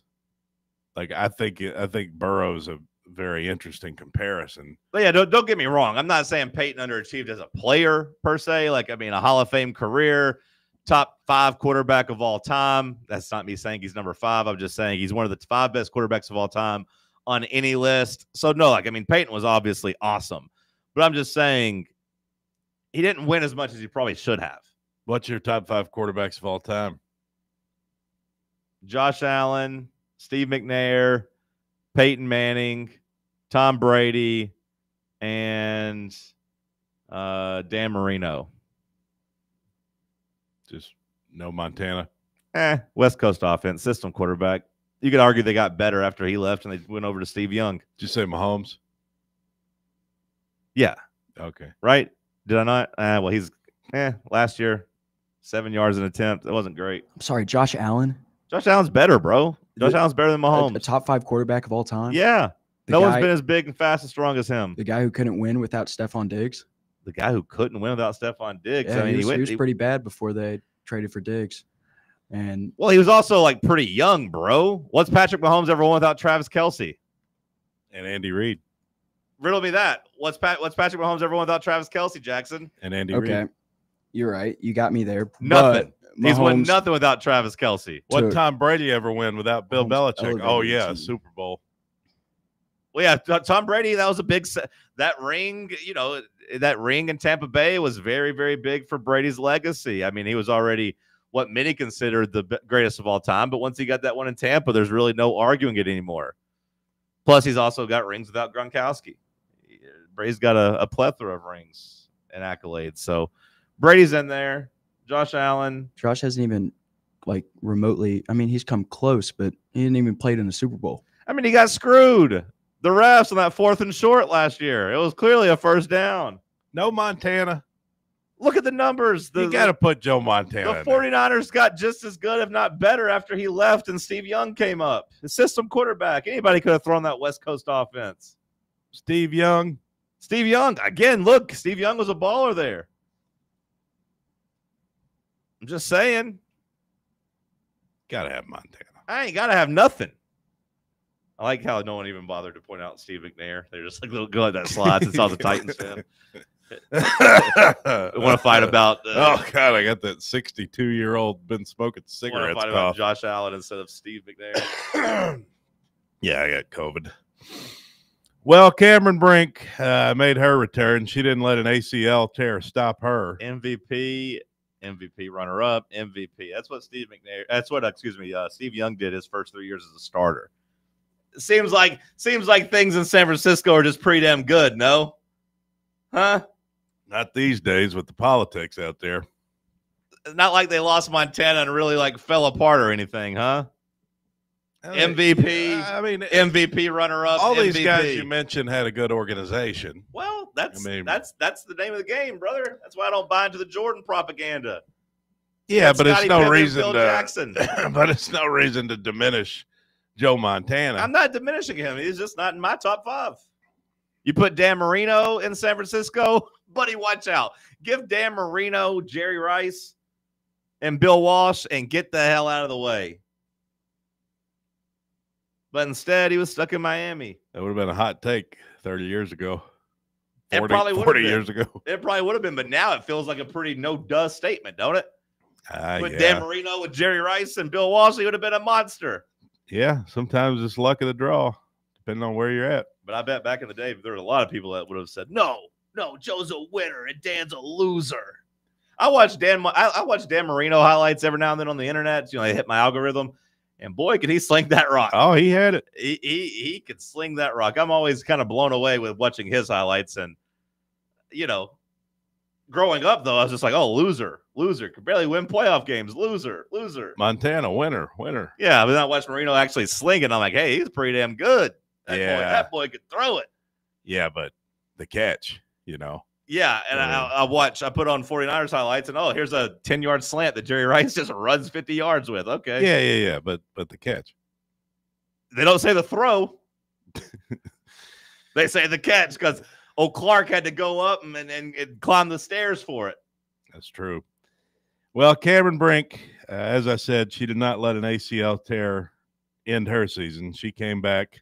Well, she she did let it end her season last year. Yeah, but not her career. She came back 13 months later, so I don't know if you want to use her as a. Damn, it was 13 months. Yeah, I don't know if you want to use her. Yeah, she's a girl though. She is a girl. Takes girls longer. That's probably true. And there's just not as much money at stake for her to come back. I mean, there's just the WNBA salary don't mean much. There's a lot of situations where it takes a woman longer than it does a man. Like what else? Getting ready. Yeah. Getting dressed. Oh, babe, I'm almost done. Women are known for taking longer than men to do certain things. Yeah. But she did come back. I throw my food in the microwave. Grocery shopping. I mean, I don't know if that's true or not. It's not. I don't know if that's true or not. It's probably not. It takes me forever. Yeah, I was going to say, when I like to just walk every aisle. Even though I know I'm not getting anything in those aisles, I just like going up and down, up and down, up and down. That's a thing men like to say. Is like, oh yeah, we go at the grocery store, we know what we need. We got 4 items to get. We go right in, we get them, we leave. Don't even pay for them. Don't even go to the cash register. Takes me 5 minutes. I'm in and out. My wife, it takes her 2 hours in the grocery store. But yeah, I'm the same way. I like to meander. Now, if I am going in for 4 things, I go in and get 4 things. But if I'm in there just browsing for like the week or something, like trying to buy groceries, I go up and down every aisle. The organic turnips are only $1 more than the regular. But every now and then I'm like, okay, I need to go in and get peanut butter, barbecue sauce, mayonnaise, and a Coke. And I get boom, boom, boom, boom, I'm out. Okay, what I got on my list today? I got duct tape, rope, Drano, and what else we got? Zip ties. Yeah. EA Sports has revealed the full Madden NFL 2699 club. The Madden 99 club? Yeah, the 99 club. Yeah. Guys who are 99s. Yeah. Saquon Barkley, one of them. Yeah, that's fair. Josh Allen. Wow. Josh Allen, a 99 overall. Maga Jackson is punching air over there. Lamar Jackson. A 99 overall for Lamar as well. Okay. Eagles right tackle Lane Johnson. Okay, big Lane. Jamar Chase. Okay. Justin Jefferson. All right. Myles Garrett. That's it? It appears to be. Dang. I missed a name. Wow. Did you see that, Jackson? They put Lamar and Josh Allen ahead of Patrick Mahomes. Yep, good thing it's just a video game. Let me know when either of those two beat the Chiefs in the playoffs. I'm glad you bring that up, Jackson, because I heard on the radio yesterday, is it true? Now, you'd think maybe as a sports radio professional, I would already know this anyway, but is it true that the Bills and Ravens have better Super Bowl odds than the Chiefs? Yeah. They give them that like the last couple of years they have. So it seems like good value to take the Chiefs, right? Like if you get to pick one. Yep. It's kind of wild that the team that's been to 7 straight AFC championship games and 5 Super Bowls. It's kind of wild that you can get that kind of value on them. Really 7 straight? Yeah, since 2018, they've been in every AFC championship. Mahomes has never not been in it, right? Mm-hmm. Correct. Besides his rookie year. Yeah, he didn't play that year, though. But like since he became the starter. 7 straight AFC championships? Yeah. That's impressive. Yeah, but at a certain point, like the run has to slow down a bit. Like it's just the players get old, the bodies break down. Like they've had to go on the road, the last couple times. Yeah, but they're not old, are they? Or I mean, Kelsey's old. Last year they didn't go on the road. But no, they actually have one of the youngest rosters in the NFL. Yeah, I'm talking about I'm talking about mostly Kelsey and really, I guess just Kelsey and Chris Jones. Chris Jones is getting up there in age. Yeah, as well. He's getting up there. The two of the main linchpins. Mahomes is getting older, but he's not old. I don't know. I guess really just Chris Jones and Kelsey. I just feel like there's value there when you hear that the Chiefs are the third best odds. Like you gotta respect the value. Yeah. No, I mean, I said that last year, and I think took them at like plus 190, like, in like November. Just said, just roll the dice. They're going to win the AFC. At some point, though, you're right. At some point, Allen or Lamar will break through. Like I don't believe that it's never going to happen. Like you said last year, you thought, well, if they're not going to do it now, they're never going to do it.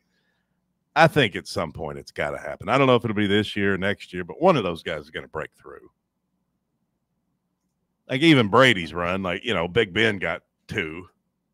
Yeah. Manning broke through. Like, it's not – Mahomes can't just completely dominate the sport. Well, he didn't. Jalen Hurts is the face of the sport right now. Yeah, but I'm talking about the AFC. Oh, okay. Jalen Hurts is the furthest thing from the face of the sport. He's reigning Super Bowl MVP. Yeah, but he's better looking guy than Mahomes, too. He's not even the face of his team. That's Saquon. Also a better looking guy than Mahomes. How can Saquon face the league? That's fine, but Jalen Hurts, Super Bowl MVP. Yeah, Kyler Murray could be the Super Bowl MVP on that team too. Maybe. You could say, maybe. I'm sure Josh Allen and Lamar Jackson's like, hey, if you give us Travis Kelce and Tyreek Hill and Andy Reid, we'd be in the Super Bowl as well. You could say the same thing. Hey, give us Chris Jones and let me hand the ball off to they don't really have any running backs, but let me throw the ball to Tyreek Hill and 2023 Travis Kelce. Ravens had the best team in the league. Went into their stadium, couldn't get it done. Yeah, because the defense was awesome. Hey, give us Snead. Give us, Well, we did give you Snead, actually. Well, yeah, you did give me Snead, but I'm talking about the Ravens and the Bills probably feel that way. They Hey, have give Marlon us Humphrey Steve Spagnuolo. We'll be able to go in and scheme up a defense as well. I don't think there's any world where little tyke Kyler Murray's getting those first downs on the tush push. No, he's not. He's not powering through there. He's not. Many people forget Jalen Hurts squats like 600 pounds. Jalen Hurts is in a weird spot where he got the Super Bowl championship. He even played well in the Super Bowl, got the Super Bowl MVP, and somehow he's gotten more disrespect this offseason than he did the year before, and they kind of fell on their face. The last 2 years when they fell on their face, like he got less disrespect than he has this year. For some reason, there's been a weird beef between him and Cam Newton, or really like a one-sided beef where Cam Newton's really trying to put him down to talk about how Jalen Hurts is not that good. Then Cam's like, check my stats, check his stats. Cam's been going on a real offensive against Jalen Hurts. Seems weird. Like, do I think Jalen Hurts is a top quarterback? No, not like top 2, top 3, top 4, but like, I don't think he's also like bottom half of the league. I don't think he's that either. Now, how long is the shelf life with Hurts, with, running being such an important part of his game? We'll figure that out over the next couple of years. Do I think Jalen Hurts is an elevator that could go to an average team and make them great? No, probably not. But I also think he does a pretty good job of handling pressure with the Eagles. At least he did last year. Coming up big in clutch moments. At least he did last year. I just think he gets a little bit too much disrespect. Cody, you got anything else? One more. It appears that Pam Anderson and Liam Neeson may be dating after working together on The Naked Gun. I'm really into what Pamela Anderson's doing. Liam Neeson's 73 years old. Does that make you feel old? Liam Neeson being 73? No. The fact that he's dating Pamela Anderson, well, perhaps. How old is she? She's got to be well into her 60s, don't she? Probably, but just the fact that like she was still hot when we were kids. What do you mean? And now she's dating a 73-year-old. 58. Damn, I was getting ready to say I bet she's 58. 58. That's what I was going to say. Does that make me feel? No, I mean like the fact that she was hot when I was a kid. I mean that's normal. But Liam Neeson's been old ever since I first saw him. Like Taken's the first time I saw Liam Neeson, really, and he was already old. Yeah, I'm just saying. I think it makes me feel a little old to see that Pamela Anderson's dating Liam Neeson when he's 73 years old. Like he's elderly, and I remember her as like when I was a kid, she was hot, Tommy Lee, Kid Rock. I think it makes me feel a little bit old. But they are 15 years apart, so there's still a pretty good difference there. What was the name of that show she was in? La Femme Nikita? Is that a thing? I think you're thinking of Baywatch. No. Well, I mean, yeah, there was. Let's see. Oh, Never mind. That was Pamela Gidley. Growing up, I thought that was Pamela Anderson. How about that? This really sexy blonde. It used to come on after Monday Night Raw on USA, La Femme Nikita. I don't know what that translates to, Bubba. See if you can find out. No, she doesn't really look like Pamela Anderson at all. She was blonde. She was blonde and named Pamela. They put her in like a leather suit on the commercials. I never actually watched La Femme Nikita, but the commercials used to turn 7-year-old me on. We got some more celebrity dating news for next hour's headlines. I like what Pamela Anderson's doing, though, where she's just like, I'm not wearing makeup anymore. I'm just going all natural. Yeah, good for her. I'm a woman, and I get old, and I'm not going to jump behind all this makeup and any more surgeries or anything like that. I'm just going to embrace it at this point in my life. I kind of like that. Good for her. Got to respect it. La Femme Nikita stands for the woman Nikita. Oh, that's it? Nikita doesn't translate into anything? Nikita's a name. I guess that's a name. Okay. La Femme is French for the girl. Yeah. Okay. I thought it might be like the girl killer or something like that. The killer girl. She was like a secret agent in it. I don't know. Pam Anderson. The Last Showgirl. You might like that one. You think? Maybe. She's in it. There's some nudity. She's like the Last Showgirl in Vegas, like the nudie burlesques. It's like closing down. She's having a mental breakdown. She's old, aging. Pretty good. She was in it last year.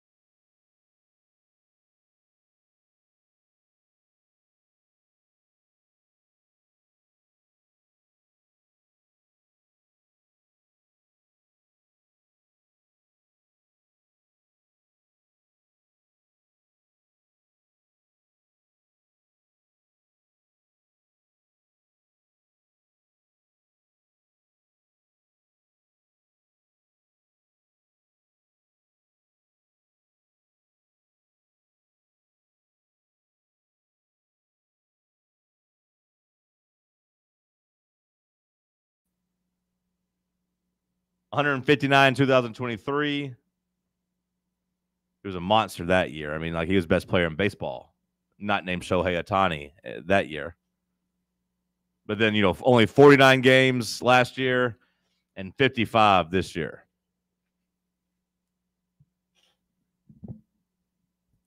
Feels like he is, you don't want to say past the point of no return, with his body, but it's just troubling. It's just troubling at his age to already be experiencing these type of setbacks and kind of breaking down. It's tough because he's still super talented. I mean, since he came back from injury, this year, he's been on a tear. I mean, he's been really, really good. He's been back to being a top 5, top 10 player in baseball. But now the process might be starting over, as he was talking about how he felt like he was dealing with an Achilles injury on Monday, but wanted to push through it and play because of missing so much time. And now there's just fear that the Achilles is messed up.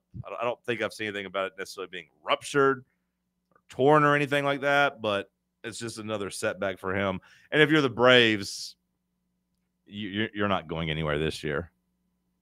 If you're not doing anything this year, you might as well shut him down for the rest of the year.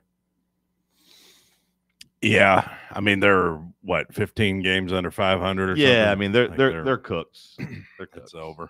Yeah, I mean, like they're cooked for this season. Their entire rotation, their entire opening day rotation on the injured list, which is still weird for me to say injured list. I know the disabled list has been gone for a long time, but like that's kind of like the moment I kind of quit keeping up with baseball. Did they Closely. change that because of woke reasons? Yeah. Said disabled was too strong of a word. They're not disabled players. They're just hurt. Right. Well, that's good that they did that. I'm sure that's had a big impact.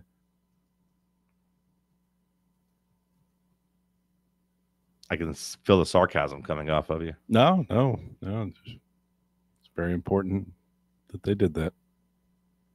I mean, it was during 2019. You can't blame the woke administration. It wasn't the woke administration that got rid of the disabled list. The world was pretty woke around that time. But yeah, the Braves, 16 games under 500, 16 games out of first place. I mean, it's a wrap, obviously, for this season when it comes to any aspirations. So my thought would be just to punt on the rest of it. No duh. But that means just shutting down Acuna. If you survived without a significant Achilles injury, you count your blessings and you try to get everything else healthy heading into 2026, which will be a big year for them as they try to kind of get back on track and try to push that window back open that you're talking about. Well, I wish them luck. Same. It's tough in the NL. There's a lot of good teams, man, especially out west. Yeah, the Mets, Brewers, Rays, the Dodgers, Diamondbacks, Rockies, Giants. Rockies aren't very good. Rockies are 28 and Cardinals, 79. Phillies. They're not very good. You're just naming teams now. The Phillies aren't out west. Mm-hmm. I was going to say St. Louis isn't, but I guess it's the gateway to the West. Yeah, I was going to say it's kind of the beginning of the West, right? When you say the gateway, it's kind of implies it's the beginning. That's what they call it. Jackson, how you holding up over there? You got the video back up? Did you fix the problem? The video's up, but I only have access to Cody's cam. And you go down to the bottom. It won't come up. It won't come up? No. Yours is it's not even showing up in the computer's Bluetooth devices. So your cam has shut off. Look, I'm sorry for the Patrick Mahomes slander. You didn't try to have to sabotage what I'm trying to build here. Does that mean we just have my big ugly face on the stream? Yeah, right here is your chugging. Look at that. That's oh, great. Funny. That's what we want. This is pretty funny. That's gonna get the ratings up.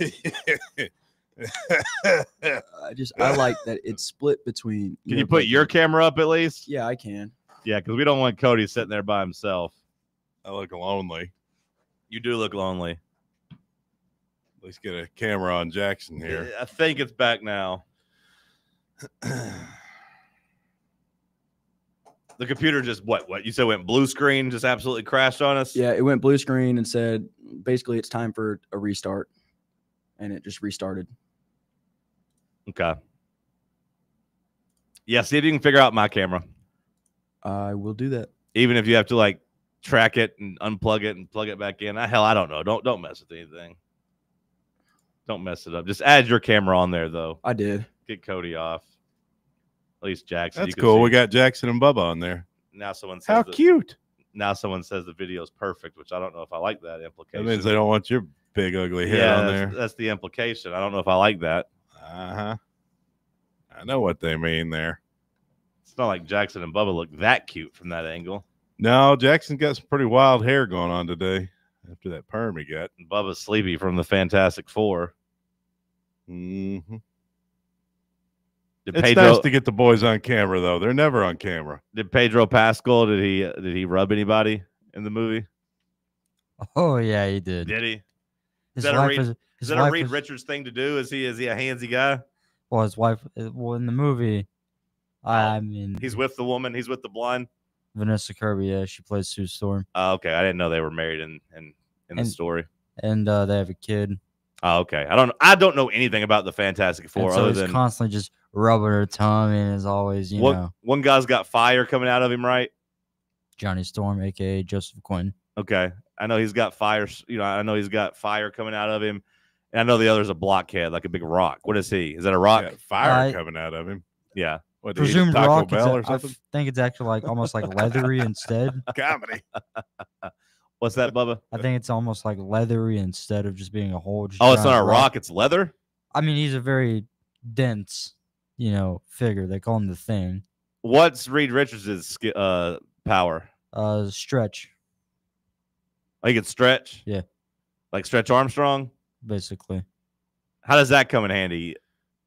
Just slingshot, and then actually, In case like a train's getting away, you can grab the train and like hold on to something and try to slow it down, or like what?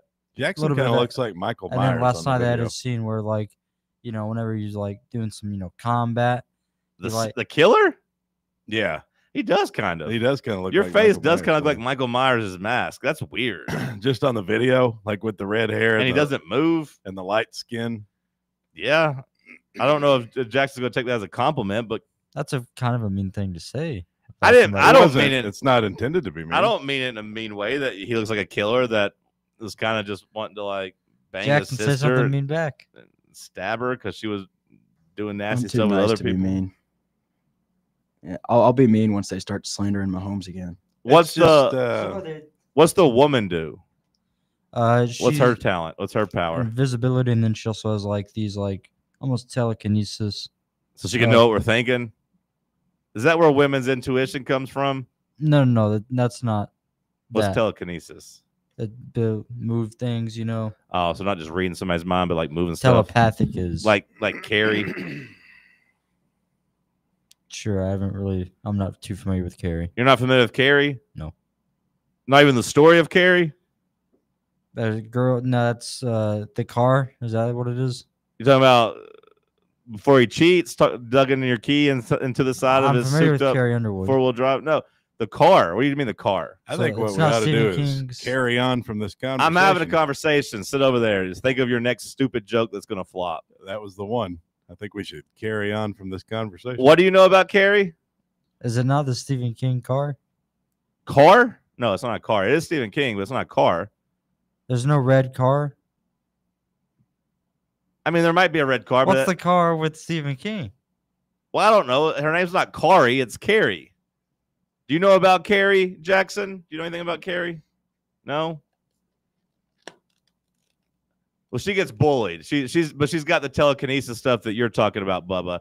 And she's got a really crazy mother. She wants to go to prom. The cute guy at prom asks her, like, hey, will you be my date? But really, it's because they just want to make fun of It her. was Christina's what I was thinking of. So the mom's like, don't go. Don't go. They're all going to laugh at you. They're all going to laugh at you. Don't go. Stay here. She keeps like locking her in the closet to try to keep her away. But then Carrie's like, no, Mom. Opens the door with her mind, scares her mom to death. Then she goes to prom because she wants to go with the boys. She wants to be normal. And then, spoiler alert, Bubba, they are just there to make fun of her. The mom was kind of right. The mom was crazy. She's like a kind of a crazy Jesus freak, but like she was right in this particular situation because she knows her daughter's a real weirdo, really weird. But she gets there, and they even nominate her as like prom queen to really take the joke to a next level. So she's like, oh, my God, all my dreams are coming true. I'm not just this little weirdo. But then guess what happens, Bubba? They dump pig's blood all over her dress as she's standing there. Just drop blood all over her, and they're all laughing at her like her mom tried to warn. But guess what Carrie does? She doesn't take this one laying down. Not this time, Bubba. Not that night. So she, boom, slams the gym door shut. Boom, locks them up. Boom. All of a sudden, lights and stuff start falling. Now a fire setting up. Now things are blowing into her classmates. They're getting stabbed. They're dying. Just blood everywhere. Not pig's blood. No, it's their blood. As she pretty much wipes out everybody with her mind as she starts doing the telekinesis stuff and blood and guts and everything's going. You think she's a double chunk chocolate cookie or a chicken bake kind of person? Huh? Because you said boom, so I immediately thought of the Costco guys and how she would fit into that category. Nah, either way, go to break. Cody's disgusted. We'll get out of here. Did you ever text Bob and set up trivia for today? No, I didn't text Bob. I need to text Bob and see if he can be here. Bob got beef. Yeah. What happened the other day? Let me ask. You'll have to have my people get with his people. Yeah, let me ask Bob if he was wanting to do trivia. Hey, Jackson put up baseball scores on the bottom ticker. That's cool. I like that, Jackson.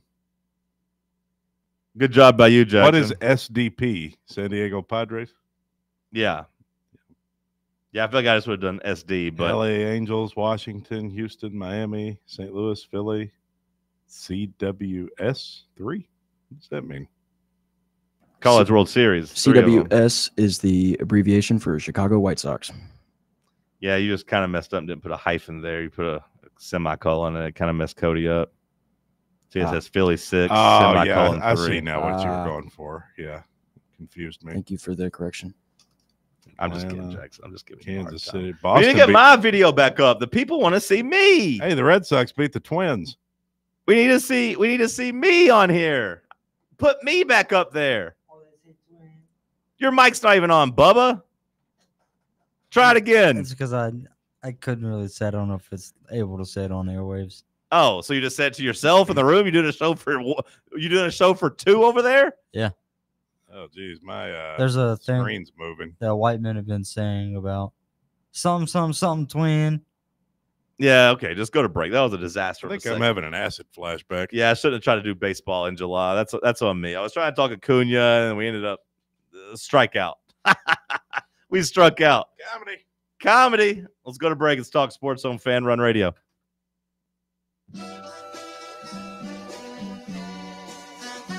You're listening to FANRUN Radio, the sports humans. Yee-haw! I've been hooting and hollering ever since I started betting with the VIP Play app. VIP Play has more than 200 leagues, every bet type you can imagine, live betting and live hosts, all with 24/7 support from real live people when you need them. Start betting better with the VIP Play app today.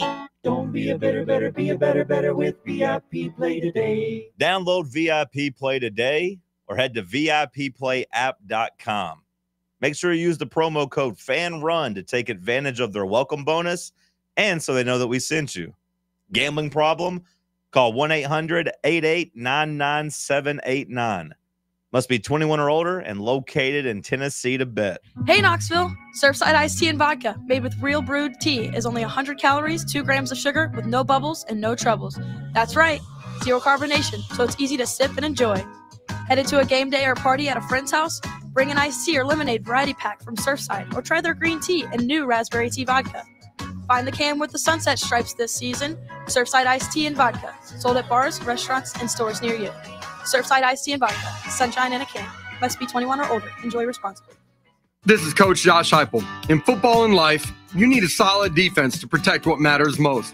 That's where Farm Bureau Insurance of Tennessee comes in. Score peace of mind with Farm Bureau Insurance. the official insurance of the Vols.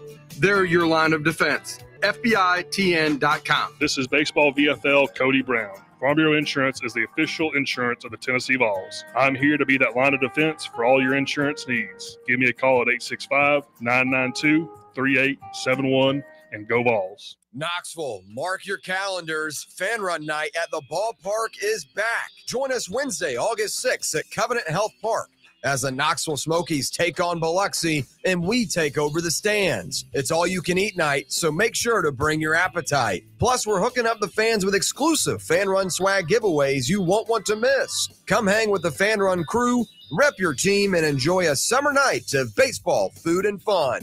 FANRUN night, August 6th. Be there. Hey, this is your boy, Thomas Miles, nephew Tommy. Fellas, let's get real for a second. Erectile dysfunction isn't just physical. It can mess with your head, your confidence, and even your relationship. But guess what? There is hope. Men's Pro Knoxville has helped men right here in our community get their confidence back. They got a team of licensed medical providers who find a way to get results. Powerful, lesser-known treatments for mild to moderate ED could have you performing like you haven't in years, or helping you stay performing. And listen, pills don't work for everybody. Maybe they stop working or the side effects weren't worth it. Men's Pro Knoxville builds a plan around you. Your consultation is just $99. That includes your blood work, medical consult, and if advised, a test dose. Results? They got an in-house lab, so you'll know where you stand in minutes, not days. So let me ask you, when was the last time you couldn't perform, and how did that make you feel? You deserve better. Call 865-544-8220 or go to menspronknoxville.com today. Men's Pro Knoxville, making it happen.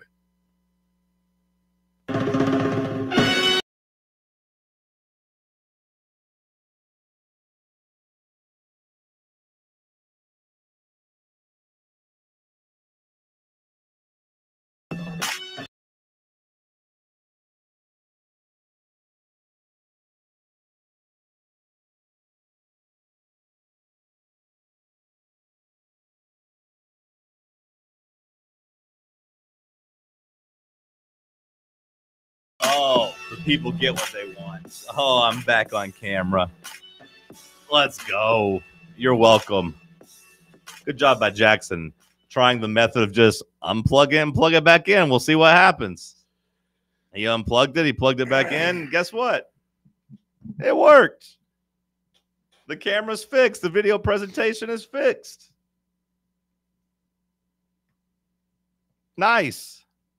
Why is there a croissant on the YouTube page? Is today National Croissant Day? I don't know. Is it? Let's see. National Croissant Day. Bubba, have you seen any pictures? Have any pictures or videos started coming out of practice yet? No, it was January 30th. We got anything in there just yet? I have not. It's National Cheesecake Day, by the way. Overrated. And National Chili Dogs. Cheesecake, vastly overrated. Whoa, okay, hold on. Vastly overrated. We'll get to that later in hour 3. All right. Little preview, little teaser for you there, folks.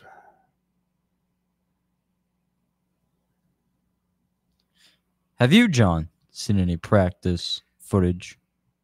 Well, I saw a couple things, but I assume it's from today because, like, I mean, surely they're not reusing old stuff, but like Eric Kane put up one that was like, oh, Lance Hurd looking fit and skinny, and I looked, I was like, oh, he still looks kind of chunky to me, but I'll take everyone else's word. They're seeing it in person. He's a big old boy. Heupel saying, well, I know, but like, guy's not gonna have 4% body fat. No, but the face just still looks so fat, man. Well, he's a chubby. I know, but the face, looking, it's the face that's holding me up. And I'm not trying to be mean. I know that sounds mean, but like, it does. You shouldn't make fun of someone just because they're fat. No, but does that face not look fat? Yeah, he's got baby fat. Yeah, on the face looks fat. He's got baby face. That's what I'm saying. But the rest of the body looks a little skinnier. You can tell, like, maybe, down here it's a little bit better off. That's our fat baby. Well, that's right. That's our fat baby. He's very important. Damn right. He's very important. So, like, I saw that picture, but it's just literally just Lance Hurd standing there. I'd like to see some more, but I know we're not going to get that. I know it's going to be really slow on getting actual updates from practice. Like it's going to be, I feel like nothing's really going to pop until the scrimmage when they get in there and do like an inter squad scrimmage. That's whenever you start really getting some updates that maybe matter. Like that's when you start getting some guys that are maybe actually like, oh, this guy's running with the ones. Okay, well that's worth noting. Hey, this wide receiver was making some plays. He looked faster than everybody. Okay, that's worth noting.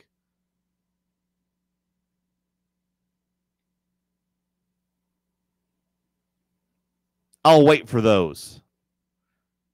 I'm not that pin up. I'm not that starved, Bubba, just to get really excited about a video of a guy catching a pass. I'm not that. I don't need football that much. But I will say from the Titans' perspective, once I saw some videos of Cam Ward running around against the defense, throwing the ball deep down the field, even in like a, hey, no contact situation, so one of those beautiful deep balls might have actually been a sack in a game, I did have to compartmentalize that, but it was still cool to see, oh, man, a deep pass and catch against defense. Yeah. I would like to see Aguilar's throwing motion. It's on YouTube, bro. No. You can watch him in actual live football games on YouTube. That's not what I want. That's not what you want? I want him in his Tennessee orange, throwing our boys on an empty field with other boys in some white jerseys.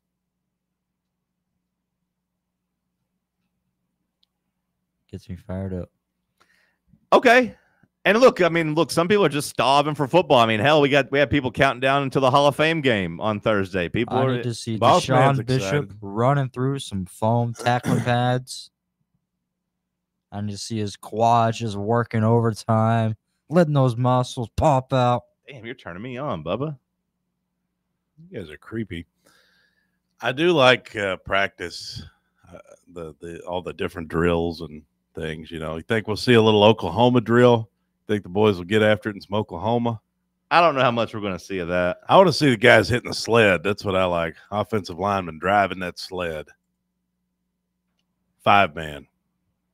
How far you want him to drive it? 50 yards. I don't know. It's not enough. I want the whole field. Okay. And back. All right. Put it back where it belongs. I got it. We're trying to win a championship. I want to make them bear crawl down and back too. Did you guys ever do the Oklahoma drill? Who's that? Is that Margaret Qualley? Yeah. She's so hot. She's really not. Pretty mid. She's gorgeous. You're mid. Well, I mean, I am mid. People don't talk about me being so hot, though. With or without the body hair in Once Upon a Time in Hollywood? With. Hell yeah, Not brother. even a question. But see, like people want football talk nonstop, but like we've been doing that. We've been doing that for months now. So like we're getting some new stuff, but not really. Like Jermod McCoy, no timetable. I thought we did some pretty good talk on that. Hey, Boo Carter, that was nice. That gave us an extra week of segments. But like now that we're here in practice, oh man, this guy looks skinny. That doesn't move me. Oh, look at that throw on air. Yeah, I mean, you can't get too excited, especially when the guys are not in pads. I mean, once they get in pads, you'll get a little bit of hitting, a little bit of banging around, a little bit of scrimmaging. But, you know, remember they used to do that open scrimmage. That must have been back during the Butch days, right? Yeah. Remember that? Yeah, that was short-lived. It did. I remember going to the first one. That's when I was a credentialed media member going to cover that stuff. I was out on the field. Good afternoon, fellow journalists. Oh, look, they're going to let the quarterbacks do a competition to see who can hit the crossbar. Hi, what's your name? I'm John. I'm here to be a journalist. Let me get out my yellow pad. Take some notes. Great arm. It's funny because that was your career path before I saved you. Oh, you saved me? Yeah, before I saved you, that was your career path. Like that was Cody CFB right I love there. how you like to take credit for all my successes. Well, I mean, as if I didn't come on here and make a name for myself. I mean, I'm not saying you didn't do a good job. I am beloved. And Yeah. Don't you forget it. I did a good job of making you beloved. Uh-huh. It's true. Turned you into my lovable No, little oaf. I just had to find myself. That's Yeah, what it was. you had to let me steer you and mold you and help you find yourself. Let you be the real you. You've never driven my cart, son. We know the truth. I don't. Yeah, need the truth is, I watched a lot of Artie Lang on the Stern Show, and I was like, I want to do what that guy's doing. I don't need the credit. Well, you're not going to get it. I don't need it. Didn't happen. Everyone knows. I just don't like when you make fun of the journalist because that's who you were before I saved you. That's not who I was. Before I either. took you out and cleaned you I up. was And never turned you that into guy. before I turned you into my main bitch, that's what you were doing. You're just running around doing all that, just working the corner as the I'm gonna CFB. Ignore that comment.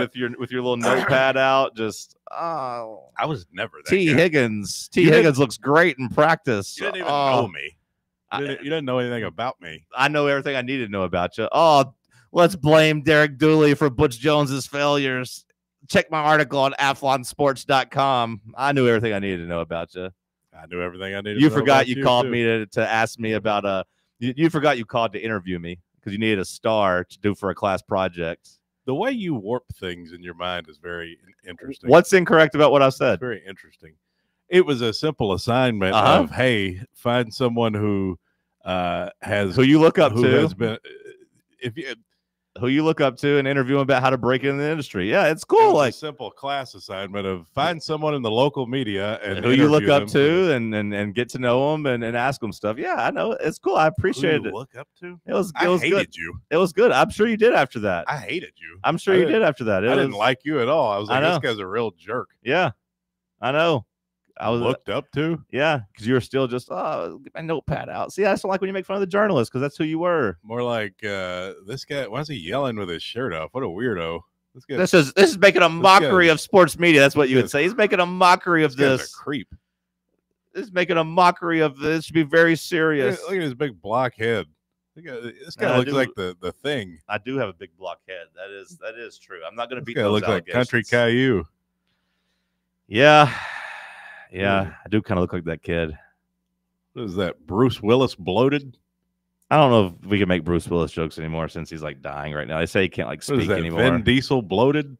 Vin Diesel's kind of bloated these days himself. Although they said, I don't know why him and Michael Caine are such good friends, but they said that he was pushing Michael Caine around in a wheelchair, and they're Hey, like, oh, look, this is real it's- friendship. Hey, look, it's Stone Cold Steve Austin if he never worked out. You know, my shoulders look pretty good in those old videos. If you go back to 2016, I was actually not. I was not Stone that far. Cold Steve Athens. There you go. That's better. That's good. That's good, Bubba. That's comedy there. That's comedy there. But thank you. I mean, Stone Cold's one of the best promo guys in the business. So I mean, you saying that about that's a pretty big compliment, Cody. I understand why you'd be. Austin. Understand why you'd be jealous and hate me Hey, from what afar. do you think about that one, Bubba? More like Stone Cold Soft Austin. Soft instead of Steve. See, you're because you should have been soft cold because like stone cold is like it's stone hard. So like if you're calling somebody soft, it'd be the opposite of stone. So like you kind of butchered that one too. Yeah, more like, and that's why they sent him home. Hey, look, everybody, it's s'mores cold Steve Austin. And it's getting worse as it goes along. It's more like just look at this fatso. Come on, you can nail one. Come on, you can do it. I believe in you. No, I don't need to. I've already proven my comedic.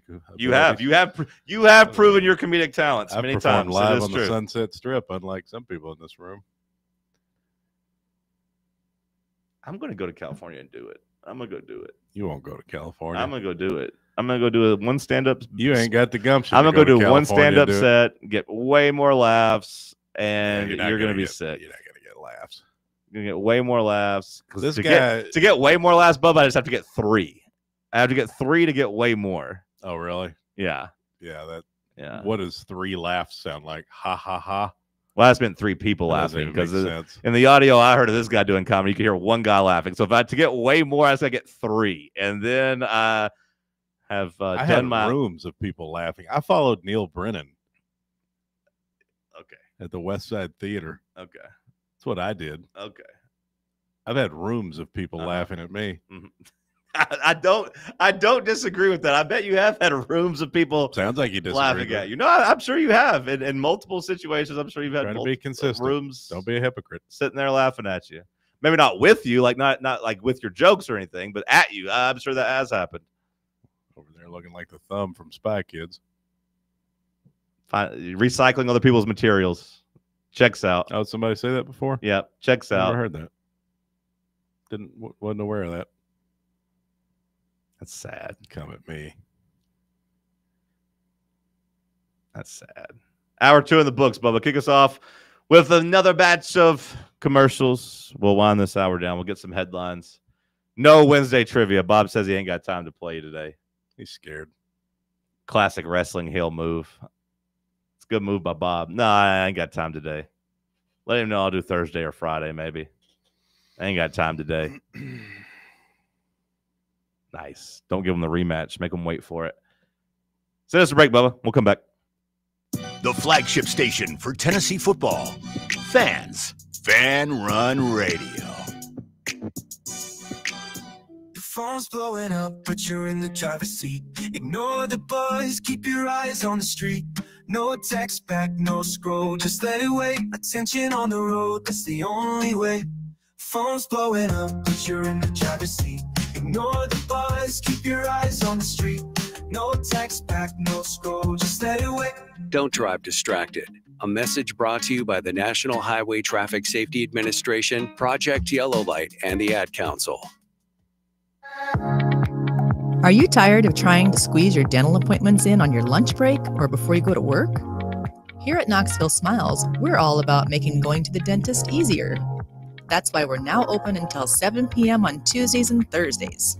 To take advantage of our new evening hours, make your appointment now at knoxvillesmiles.com or just call us at 865-539-1776.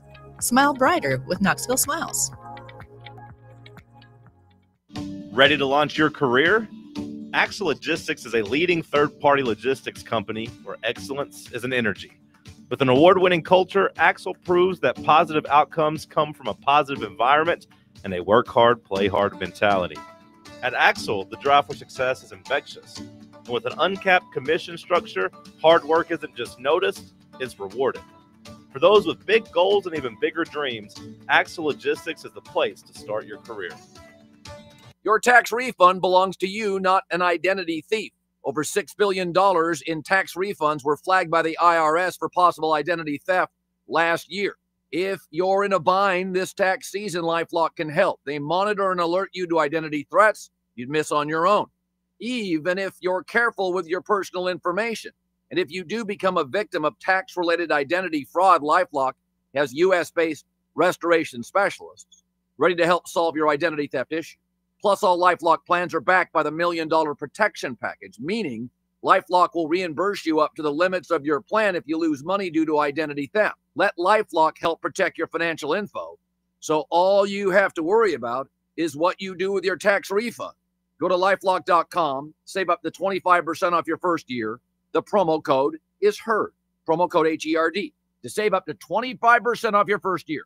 LifeLock.com. Identity theft protection starts here. In a world filled with deadlines and screens, sometimes we forget the simple joys of life, days filled with special moments. At Inward Half, we understand the essence of these moments. Feel the difference between our breathable fabrics and flexible apparel as you disconnect from the hustle and bustle and reconnect with what truly matters. Inward Half, simple luxury for on and off the course. You're listening to FM 105.7 and AM 1340, WKGN Knoxville, and W289CU Knoxville, FANRUN Radio. Round 3. The world's greatest radio show. The world's greatest radio show in Tennessee. Power rankings, Tuesday trivia. John, Reed, and Cody going wild. No Olivia.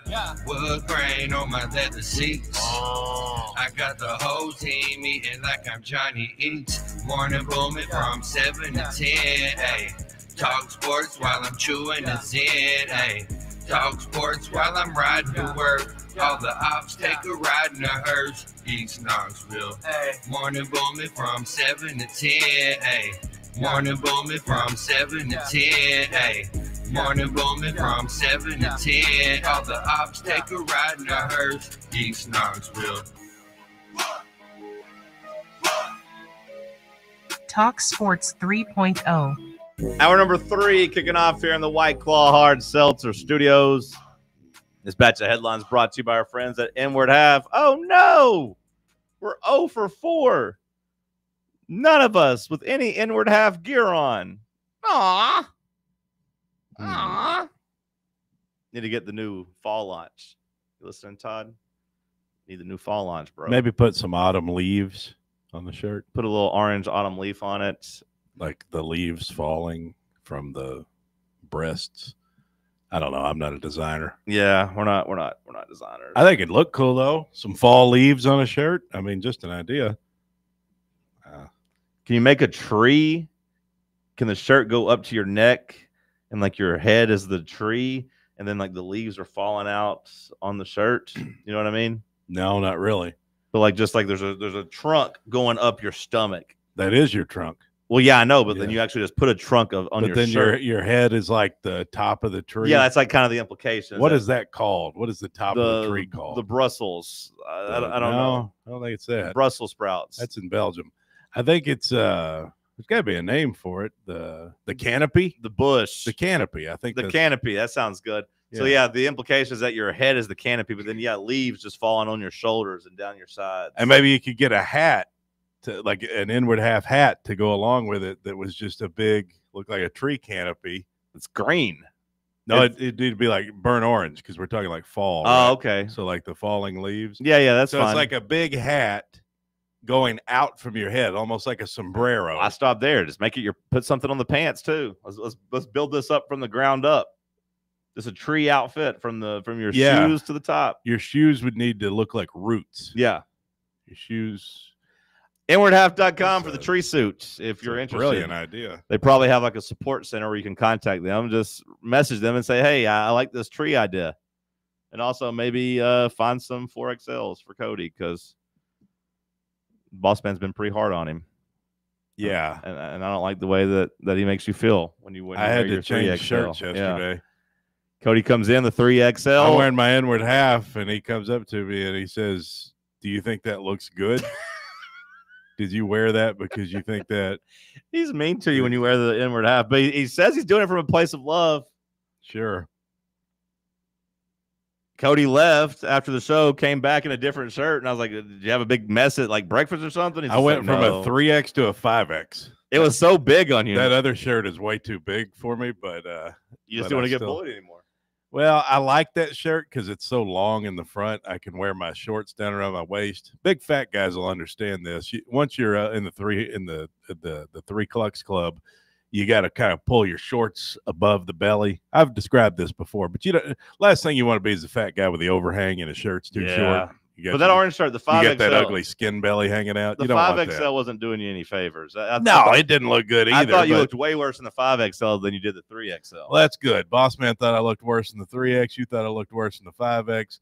Can't win for losing. Yeah, maybe just try the 4X. Well, that's my size, but I couldn't get that in the game day shirt I bought last year, and then Todd doesn't make a 4. So, what am I to do? I still want to rep Inward Half, of course. I thought you looked good in the 3X. I mean, a little chunky, but that's okay. You know, Todd's nice enough. He brings us this stuff. Always does. And hasn't charged us once. And he's always taking care of me. Always. And so I want to rep the brand because I truly believe in Inward Half. It's a great product. I heard they're doing something. Maybe. I don't know if I don't want to mess anything up. Hopefully this guy's not listening. But Todd told me that, like, John Daly is maybe going to be rocking it, like, whenever he's playing. Like, that we might be doing some of the embroidery. Just got to hope he doesn't die, you know? That'd be bad if he died in the Inward Half shirt. Yeah. That'd be tough. Right. But John Daly's in the midst of a resurgence thanks to Happy Gilmore, too. Yeah, he was the star of the show. Kind of was. Yeah. Anyways, let's hit some headlines. He's Adam Sandler's. Make sure the kids, make sure you feed John Daly twice to 3 times a day. I like the movie. I don't know why people hate it. Inwardhalf.com. Inwardhalf.com.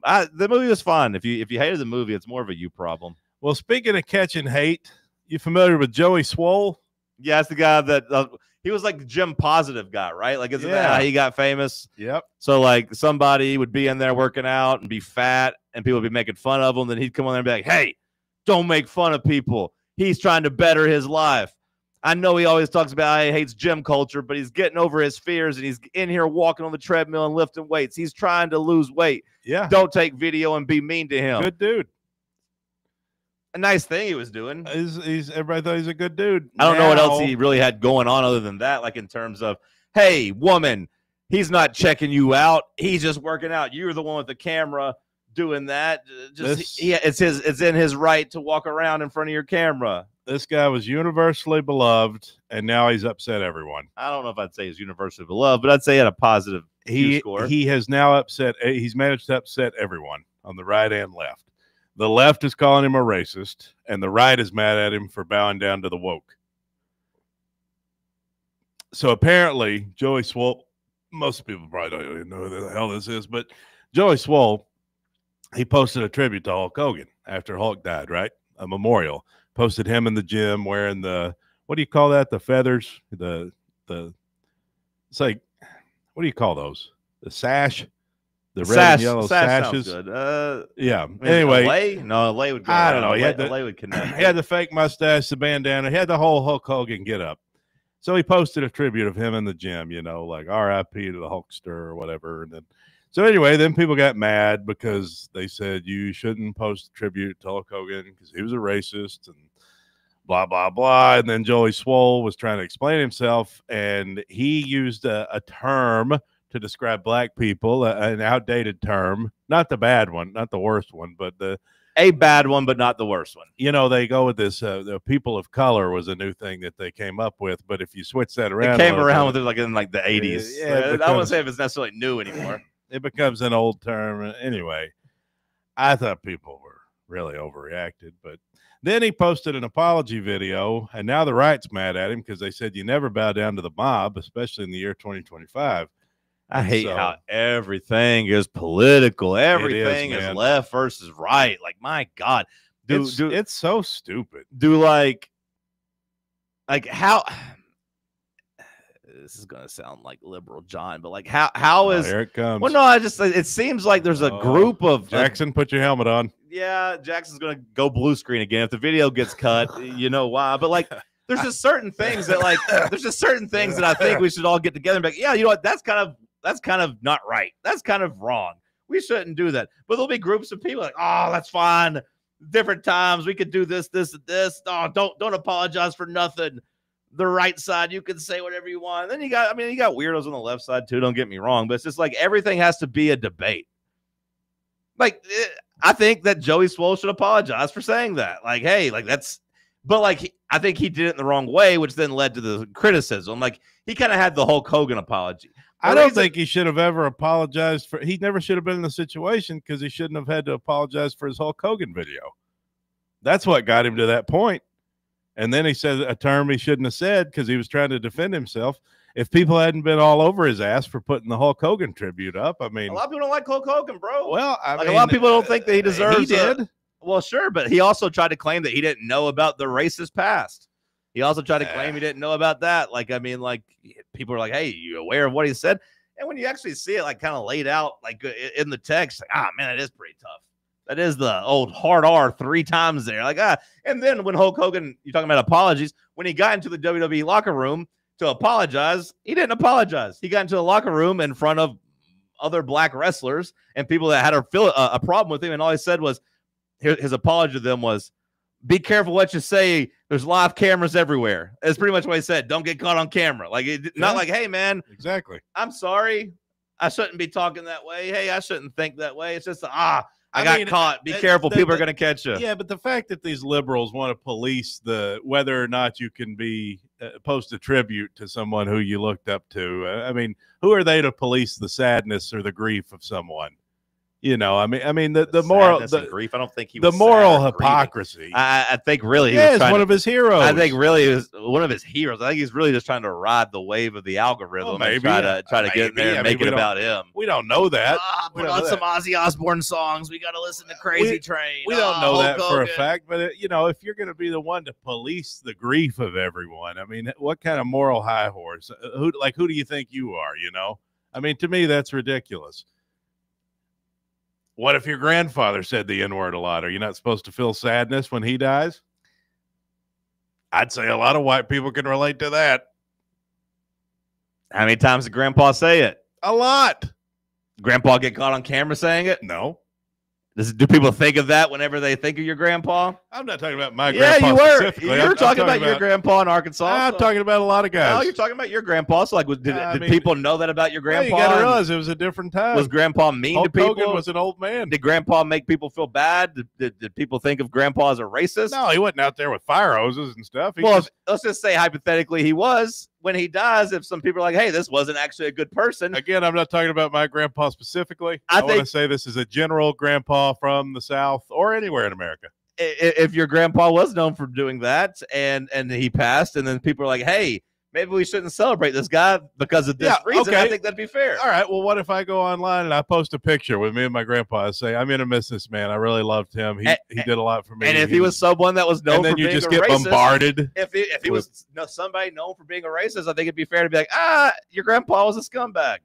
I think that's who are you to say? Like, who are these people to speak out on everything? Like, just mind your own business. No, I mean, look, if your whole take here is mind your own business, then that I can get on board with in most situations. But hey, where do we draw the line on minding our business? I mean, obviously Hulk Hogan's going to be more polarizing because he's a famous person, so I get that. You can't live your life on camera then say you want your privacy. Yeah. Yeah, I mean, unless you're Meghan and Harry, Boy, I want my privacy. I want my privacy on this Netflix documentary. Please respect my privacy during this. I just think that's a part of the story with Hulk Hogan. Now, do I go on there? Would I've gotten in Joey Swole's comments and tried to argue with him about that? No, but people do that. Some people love to argue on the internet, and I like to argue, but I don't like to mind. I for the most part, mind my own business. I don't go into the comments and look for too much fights with people. Very rarely. Also, the thing he said. Every now and then I get bored, and the Jordan LeBron algorithm hits me, so I'll go in there and argue in those Instagram comments from time to time. The thing he said too. I mean, I don't think he was coming from a place of racism, was he? Like intention wise, like he wasn't trying to issue an apology and then he misspoke. I mean. Well, you can say that he didn't come from a place of malice, which I don't know this Joey Swole guy, which I don't think any of us know this Joey Swole guy other than the perception he puts out on the internet. I don't know if he's a racist. I don't think so. I've never, I would have no reason to think that. But also, I don't think he has to be so defensive. He could have said like, oh, my bad, guys. That's crazy. Like, the thing about it is if you mess up as an influencer, if you just say like, oh man, I'm learning, and you own the mistake, a lot of times you can come out looking better. That's what he tried to do.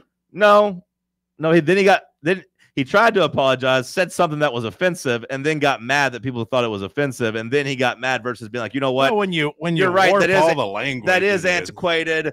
We shouldn't be saying that. I'm ignorant to it. Thank you for fixing it. I'm really sorry. He didn't do that. When you start coming up with new words and new terms and again, warping the phrases, I feel like this has been around for like 30 years. You know better than to say it. You wouldn't say it. You wouldn't say it here on air. I would have if you had. Say it now. Well, I'm not going to say it. Okay, because you know it's wrong. Well, no, I would have for context to let people know what we're talking about, but I didn't say it because I knew you'd start crying. So I didn't. I wouldn't start crying.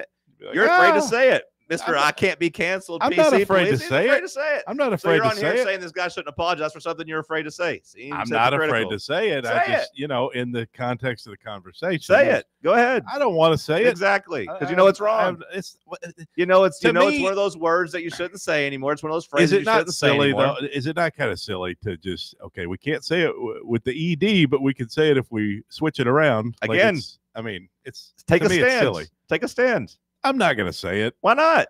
Because well, no, because the way you're setting it up, then I think it would look bad if I said it. I have no reason to say it. But I didn't set up your headline at all, and you didn't say it. So I think Joey Swole misspoke. I don't think he was coming from a place of, as you said, malice. I don't think he's coming from a. I don't think if you're actually a racist, I don't think he misspoke. I think he says it often, or that's how he he hasn't been trained into not saying it. Right. That doesn't mean that it's a misspeak. It's not a misspeak. He just hadn't been educated. He was ignorant on it. And again, I'm not saying this guy does have any malice, but like it's not a misspeak. But what should we have? It's not to the guy be, on air that accidentally cusses like that. That yeah, has but a slip. Should we have to be educated on every new term they come up with? No, but like, it's like again, actually my pronouns are z. Like you know, this one's a little bit different. This one's been around for decades now. At this point, it's not a new one. Not the new term where you switch it around and make the fact that it was offensive to call someone that is not new. No, but if you, I'm not saying he had to say person of color. I'm not saying that. I'm saying the way he described it has been offensive for decades. All now. I'm It's not saying new. is to me the annoying thing is the language. Okay, the way that the words have to. Like, That's- you have to. No, you have to say it this way. That's fine. like- I'm not saying he has to say it that way. I'm saying the way he said it was wrong, and it's been wrong for decades now. And you would agree with that? Yeah. Okay. Yeah. No, I recognize that. Okay. I know that. All right. So I don't understand what you're arguing about. The language. What language are you talking about? Having to come up with these new terms, these new words. Like, Wait. well, actually, you're supposed to refer to this person as, you know. I think all of just it's think offensive, silly. and I personally just say black when I'm talking about black people. Because that's the friends that I've encountered identify as black. They are okay. Like, hey, That's it what I feels say, even too. weirder to say person of color. I'm a black man. Just call Right. me It black. sounds silly.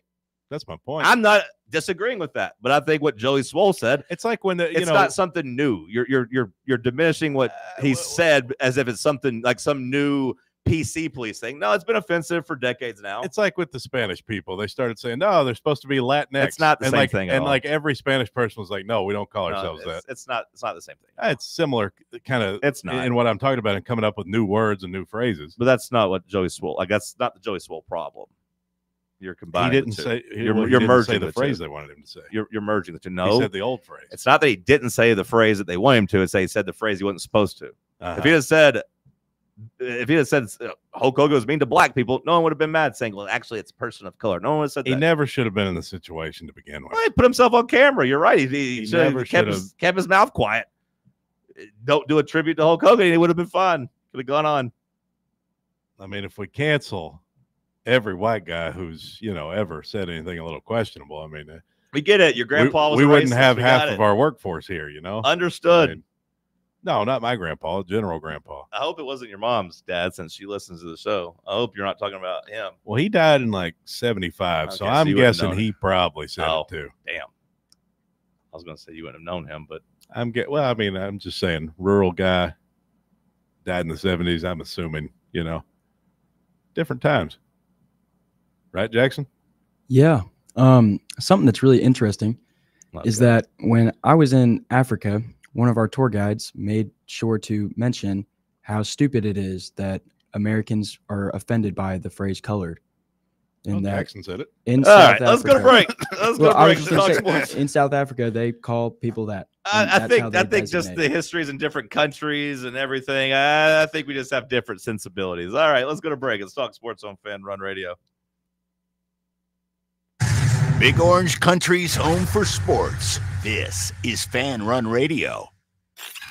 Now, it's time for your Atlanta Braves morning update. Presented by Tidal Wave Auto Spa. Get clean car happy at any of the 250 plus Tidal Wave Auto Spa locations today. Royals top the Braves 9-6 in Game 2. I'm Barrett Salee, and this is your Braves Radio Network morning update. Get clean car happy all season long at Tidal Wave with exclusive membership discounts, giveaways, and more. Visit TidalWaveAutoSpa.com/Braves for more information. The Braves pound out 14 hits, but it wasn't enough as the Royals topped the Braves 9-6 in Game 2 of the 3-game set in Kansas City. Austin Riley goes deep. Marcell Ozuna with his second home run in as many days, but it wasn't enough. Eric Fedde gets the loss in his Braves debut. He's 3-11 on the season. He went 4 2/3, gave up 5 hits, 4 earned runs, walked 2, and struck out 3. The bullpen really let him down, though. Aaron Bummer and Anil De Los Santos combined for 5 earned runs. But with that said, the Braves can win the series. Game 3 of the 3-game set. The rubber match coming your way 2:10 Eastern time. Joey Wentz going for the Braves. He's 2-2, has a 5.76 ERA, 42 strikeouts, 23 walks, and a 157 whip. For leadoff show, 12:55 and first pitch with Ben and Joe, 2:10 from Kauffman Stadium in Kansas City, Missouri. Of course, you can hear all the action right here on the Braves Radio Network. We really need to get some branded stuff. Shirts, hats, promo items. Something professional. I mean, we could just find a website and order a bunch of it ourselves. You could, but you're taking a big risk. You don't know the quality, the fit, the timeline. It's a roll of the dice. Yeah, I guess. But isn't that how everyone does it now? Not the ones who actually care about how their brand looks. Look, if we're putting our name on it, it needs to be done right. We need SM Athletics. SM Athletics? Yeah, they specialize in working with businesses like ours. Apparel, hats, promo gear, but real, customized stuff. They actually care if it turns out right. Probably a lot better than getting stuck with 100 t-shirts with crooked logos. Exactly. Plus, they'll walk you through everything. Sizing, colors, material, so it matches the image we're trying to build. Makes sense. What's the name again? SM Athletics. Trust me, if you want to look like a real company, not a flea market stand, this is the move. If you're serious about your brand, work with people who are serious about getting it right. SM Athletics. Hey there, everybody. My name is Linda, and TalkSports is my favorite radio show because them boys give me what I need. They don't pull any punches. They tell it like it is. And they're so funny. John's voice is sexy, and Cody reminds me so much of my late brother Donnie. It just warms my heart. Listen from 7 to 10 every weekday here on FANRUN Radio. Overrated. Very overrated. It's overrated. Overrated, my friend. Overrated. I'm going to tell you why. I think that's a solid rated right there. It's perfect rated. He underrated, man. He got some swag. He has some real swag. Lobsters are underrated. They don't die.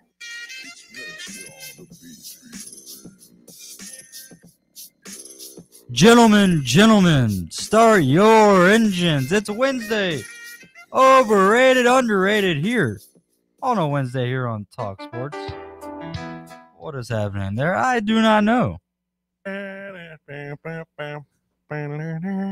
know who that was, John? That was Peter Gabriel of Genesis. Yeah, of course. Genesis. Of course. I know all those songs. Of course. Well,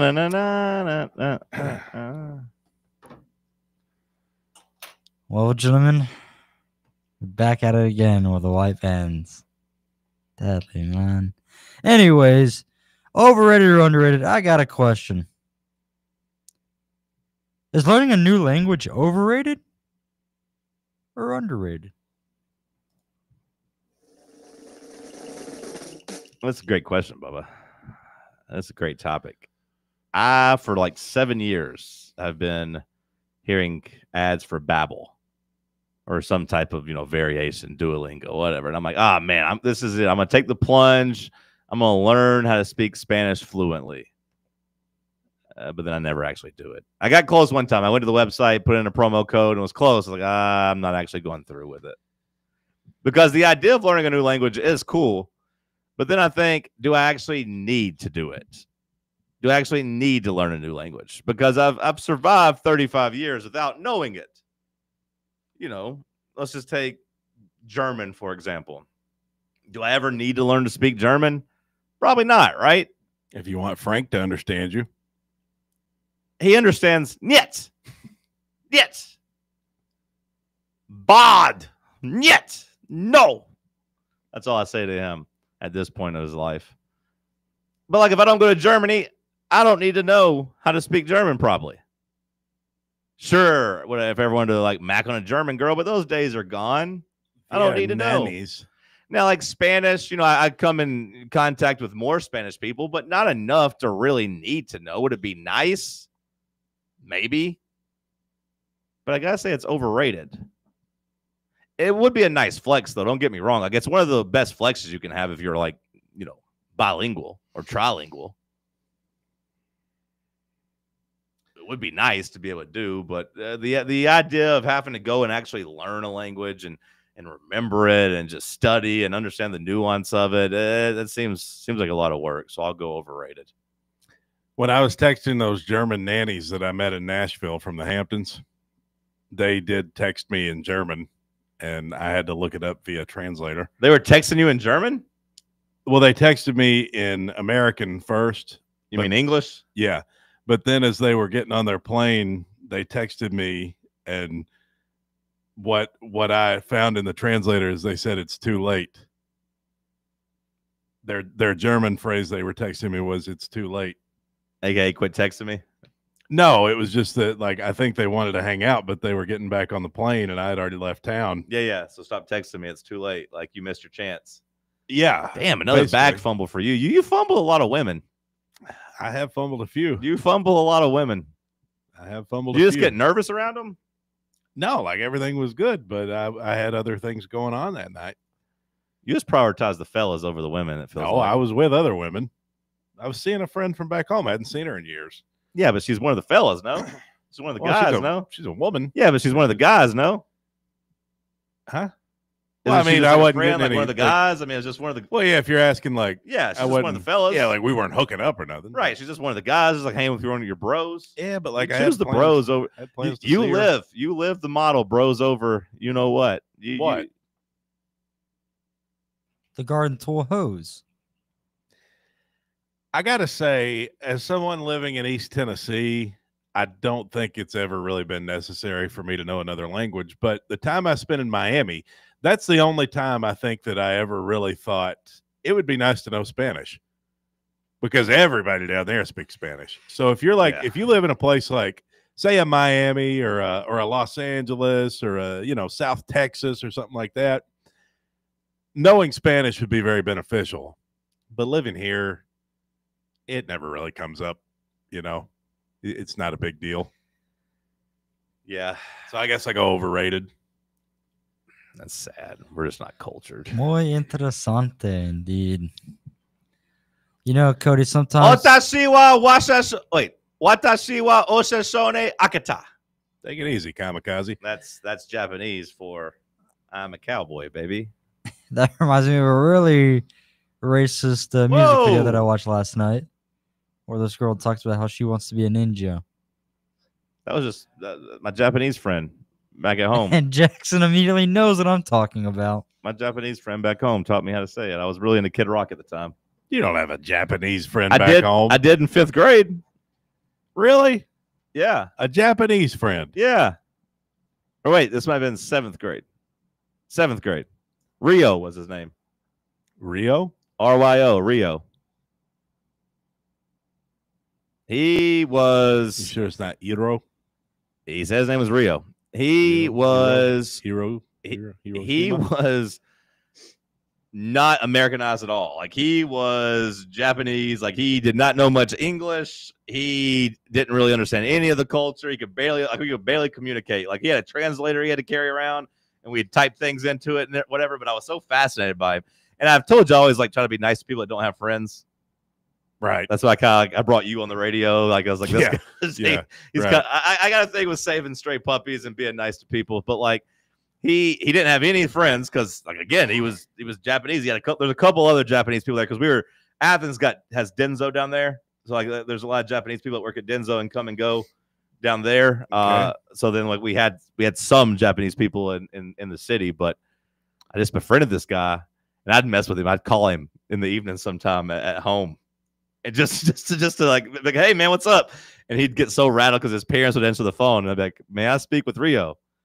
And they'd be so confused. They'd get him. And I'd be like, hey Rio. He's like, John, what? Why are you calling me? Oh. And then he'd hang up the phone. He laughed like that? Yeah. Yeah, what a guy. Oh, Rio. What happened to him? I think his parents, their time at Denso ended and he was gone. He was just here today, gone tomorrow. Do you know what he ever made of himself? Like, was he a pilot or something? Or I have no clue. Like I said, we had a little bit of a fling for a couple months, and I don't think he made it through the school year. Fling? Yeah, we were friends, like a season, come and go. Now, I had a Korean friend, Taehoon. They came and got him, the army, because the army came and got him. Yeah, the army came and got him. Why? Because he moved over here to, I guess, avoid going to service. Like in Korea, you have to do mandatory service. You have to do mandatory. Was he South Korean or North Korean? South Korean, but you have to do mandatory military time. Oh. And I don't know the exact details because they lied about it. They moved him over here and like said he was 15 and he went through high school, but then like everyone found out actually he was like 18 when he started as a freshman, so really he was like 3 years older. So he was a senior when I was a freshman, which made it even a little bit more strange because he was like 21 hanging out with like 15-year-olds. Nice. But like, hell yeah, brother. Yeah, I don't know. That's more of a Jerry the King Lawler thing. But he, they came and got him though. They came and made him go back and put his ass in the military. They deported him. Turned out he was just a lost soul. That's pretty good. It's a Korean joke. I like that one. Yeah. That was my boy though. Shout out to Taehoon. Wonder what he's doing now. I don't know. It's hard to find. We were friends on Facebook for a while after that, but then I deleted my original Facebook, and I've never tracked him down. There's a lot of Taehoons. His name was Taehoon Kim. There's a lot of Taehoons out there. It's really impossible to find somebody. A lot of Kims, too. Yeah. Yeah. It's a very common name. It's like Smith over here. And I'm trying to look at the profile pictures, and he lost a lot of weight because he was really buff. You have trouble with the profile pictures recognizing which one he was? Is that what you're saying? Well, I'm just saying, like, it's hard to spot. It's been a lot of years. Okay. Yeah, this kind of looks like him, but that's not okay to say. Not sure. It's been a lot of years. So Cody, every time you talk about Nashville, you have this little twinkle in your eye, and it made me wonder. Are you saying I romanticize Nashville? It made me wonder. Are neon lights overrated or underrated?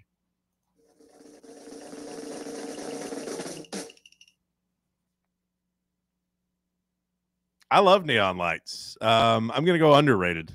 Anytime I see neon, it does kind of put me in a mood. Like, hey, it's time to drink. I love like bars. I've always loved bars because of, I'd say that neon's a big part of that. Because like theoretically, you could just drink with a bunch of your friends at home, but it's a different vibe in the bar, you know, because it's kind of dark. But then you have all this neon lighting everything up. It's like we got a new neon sign in here. Shout out to Surfside. And we haven't hung it up yet, but boy, am I giddy, hoping we get it up soon because I love neon. I go underrated on neon. It will be nice. We cut the lights off in there. Yeah. Turn it on. Nothing like neon in a dark room. Just start boozing on Fridays. Oh, yeah. Can't wait. Hell yeah. I like neon lights too. Not even just drinking related. I like the ones in the front of our desk. Now, you know, the new camera setup kind of removes the need for them for now, at least. Maybe we'll put them on the back wall. Maybe we'll move them somewhere. But I love neon lights. They're pretty. People remember what they looked like. Yeah. Anything else, Bubba? Any other topics? Yeah, for starting fires. What the hell is neon? Isn't it like liquid? It's an element. That's how they make the neon lights. I assume that mixed in with a little bit of something else, and then inside of like a tubing. I don't know why I let Bubba. And then heat. Expert. You don't know what the hell he's talking about. Neon lights. All of a sudden, you're a neon light expert. That's what you're going to tell me. We've got enough of a track record of you getting caught in these lies in terms of pretending like you know what you're talking about. He's right about it being an element. Well, I know it is, but are they actually putting that element in these damn lights? I'm assuming that's what it is. I just don't know exactly what it is. Like, you know, elements can be. They just call it neon for funsies, John. Elements can be three things. They can be liquid, gas, or solid, right? Water, wind, earth. Earth, wind, and fire. Do you remember the 21st night of September? But I was going to say matches. You know, it's in the year of 2025. Matches, are they overrated or underrated? Matches? For starting a fire? Matches overrated. Just ask those people in the Palisades. I don't think matches should be allowed for the general public. I think that's how most fires start. Shout out Smokey the Bear. Only you can prevent forest fires. Was that Sam? What's that guy's name? The old cowboy with the big mustache, skinny guy. Elliot. Sam Elliott. Is that him? Doesn't he do the Smokey the Bear voice? Does he? Only you can prevent forest fires. I think he does. You Googling it? No, you're still on neon over there. Yeah, I say overrated. I tell you what a match is good for, though. If you go do number 2 in the bathroom and you really stink it up, if you light a match and let it burn for a minute and then blow it out, that can help take care of that smell. It's a lot better than a Febreze or a... Did you guys call neon liquid? I said I think maybe it's liquid. And then Bug was like, yeah, right. I don't know. Yeah. Our experts over here in Neon. Is it not liquid? No, that's what was tripping me up. I was like, there's no liquid in those damn signs. Oh, so because it's liquid and not actually used in the signs, right? That's correct. Well, I'm just this neon signs don't have liquid in them. That's what was throwing me for a little bit. Well, of a they're loop. made with neon, right? But you thought it was liquid, correct? Doesn't matter. I knew that they were using the sign. But you thought it was liquid, I still right? think it's liquid. What is it? It's gas. It can be melted down, I assume, or it can be compressed into a bowl at some point. And in the neon lights, there's no liquid in them, so you know. Depending on the gas used, is what color you will get for the neon lights. Okay. Neon lights. What's your favorite neon place? What's your favorite bar street? What's my favorite bar I feel street? like it could also be a diner for neon lights. Could be, sure. What do you mean, like you talking like Broadway? Broadway, Bourbon Street, Beale Street, others. I mean, the Vegas Strip. Is that a bar street? No, but that's my favorite neon street. I love Old the neon Vegas lights. or the Strip? No, not Old Vegas. There's a reason Old Vegas is Old Vegas. You're definitely the kind of guy that doesn't go to. You're definitely the guy that thinks it's cool to go to Old Vegas to pretend like you're back in the 70s. Hey, look at me! I spend $25 a Oh, hand. this is the real Vegas here. This is where Frank Sinatra used to hang out. Oh, 50 years ago, this place was happening. Honestly, it's more so for the $5 tables. Smells I mean, like you go in with $100. $5. What the hell am I going to go? If I'm going to go to Vegas and play $5, I might as well stay home and play with my friends. Like, hey, let's just play $5 a hand. What the hell? We go to Vegas and play $5 tables. Jesus.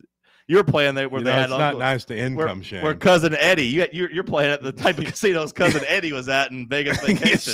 Give me some of the yellow. Eating some of the blue and yellow at the buffet. Yeah, not me. When I go to Vegas, I don't want to hang out the $3 tables. I'm good. I like the crowd down there better. It's a little rougher, you know. Yeah. A little more my speed, a little trashier. Yeah. I mean, the damn Bellagio, you go in with $100, you lose 4 hands, it's over. You should go to Atlantic City. You can just go to Atlantic City. You don't need to go to Vegas. Meet me tonight in Atlantic City. Just drive over to Tunica. What a great song. Written by Bruce Springsteen. Did you give another topic, Bubba? Matches. Matches used to burn my hand, man, when I would try to strike them. Because I used to try to do it as a kid because I never really had anything to light because I didn't really smoke or anything, but I wanted to get good at matches to light candles. But when I would do it, whenever I'd light the match and try to stick it, even really the lighter, I'm terrible at fire. I'd light the match, I'd try to stick it in to get the fire to go up my hand. This guy's striking it with his whole fist. Pretty much. I'd get the lighter, I'd do the flicker, but then when I try to like twist my hand to put in the match, it'd go up my hand and burn me. So I was you like, just you know got to 3-finger it. I just get the stick, the big stick. The big stick, that's what I like. Now that's underrated. Yeah, especially when you get down to that part in the candle where you can't reach down there anymore. It's properly rated as the GOAT, one of the greatest inventions. You need a little fire, get the big stick. You can point it at whatever you need to do. It's a gun. You ain't got to worry about burning your hands because I think a lot of people had problems like I did, burning themselves. I got a buddy who's got a torch. That's pretty damn cool. That's pretty cool. That's a big weed smoker right there. Yeah, he is. Yeah, I know. Anybody has a torch. Anybody I've ever met with a torch is a big weed smoker. Jackson nodding in agreement. No, Maga Jackson don't put no weed in his body. He's clean. He's clean. Come on. Look at that guy. He's 140 pounds of solid muscle, milk, 160. vitamins. More like Jackson. 160 pounds. This guy is what Hulk Hogan was talking about. Take your vitamins and say your prayers, brother, and drink milk. Eat your spinach. That's right. That's Popeye. Yeah. I bet he was racist too. Hulk Hogan kind of stole Popeye's gimmick, if we're being honest. Yeah, a little bit. Okay. Anything else, Bubba? What's to do with cheesecake being overrated, Cody? It's just an overrated dessert. I mean, it's good. It's good. I like it. Like, you bring me a piece of cheesecake, I'm gonna eat it. I'm just saying, like, for me, it's just a low-ranking dessert, man. I mean, as a man who's lactose intolerant, I understand. I'm tolerant. As a man who's lactose intolerant, Cody, I can see why you'd be afraid of, the either ready to eats or even the professional maids, even a whole factory just for cheesecake. I don't think I've ever eaten a cheesecake. You what? I don't think I've ever eaten. You've never eaten a cheesecake? Now that's a man who's lactose intolerant right there, John. I'm not lactose intolerant. Oh, you're lactose, all right. Neither am I. You're calling me lactose intolerant? I eat You see milk. a guy my size and you say lactose I drink intolerant? cake. I love cookies and milk. I love eggs. I'm sure there's plenty of stuff that has butter in it that I like, although I don't get extra butter on my popcorn. I'm not lactose intolerant. I love ice cream. I just don't need cheesecake. I don't like pie. I don't like cheesecake. I like chocolate cake. I like yellow cake. I like red velvet cake. Oh, yellow cake's so good. And that's pretty much all I need. How dare you? You want to throw me a muffin? I'll eat some muffins, too. I like muffins. Oh, a good blueberry muffin. Oh, man, I love blueberry muffins. All day, baby, all day. Although I got to say, I was proud of myself. My ma dropped me off some muffins. She watched my dog for me when I was out of town. And then she's like, made me muffins. So she gave me my dog and muffins, a whole bag of them. I didn't eat very many of them. Only like 4. In like a whole, 10-day stretch. Where's the rest of them? I threw them away.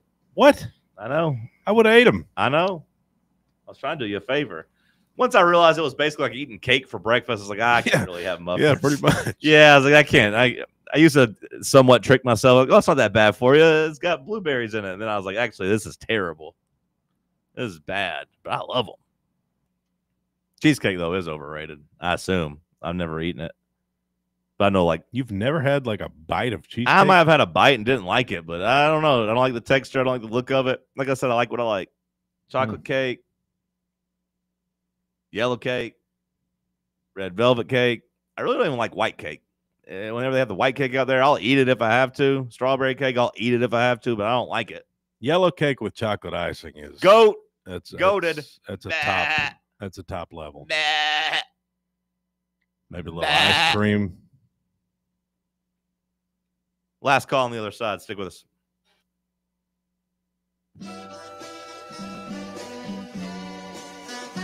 You're listening to FANRUN Radio, the sports humans. Rickard Ridge Barbecue, located in beautiful Cove Lake State Park. Rickard Ridge is home of the best ribs in the volunteer state. Smoked daily by pitmaster Mark Rickard. The barbecue at Rickard Ridge is mouth-watering, fall-off-the-bone delicious. Take the scenic drive up I-75 to exit 134. For directions and to look at the rest of the menu, visit Rickard Ridge online at rickardridgebbq.com. Are you looking for a treat that will knock it out of the park at the next watch party? Just like your favorite baseball team, Crumble brings the best lineup week to week with an expanded roster that includes key lime pie, strawberry cake, or my personal favorite, Monster featuring M&M candies.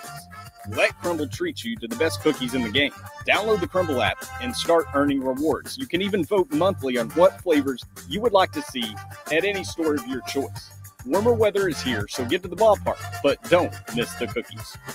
Yee-haw! I've been hooting and hollering ever since I started betting with the VIP Play app.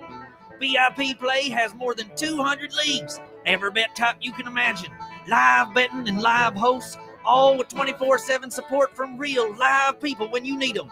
Start betting better with the VIP Play app today. Don't be a better, be a better with VIP Play today. Download VIP Play today or head to VIPPlayApp.com. Make sure you use the promo code FANRUN to take advantage of their welcome bonus and so they know that we sent you. Gambling problem? Call 1-800-8899-789.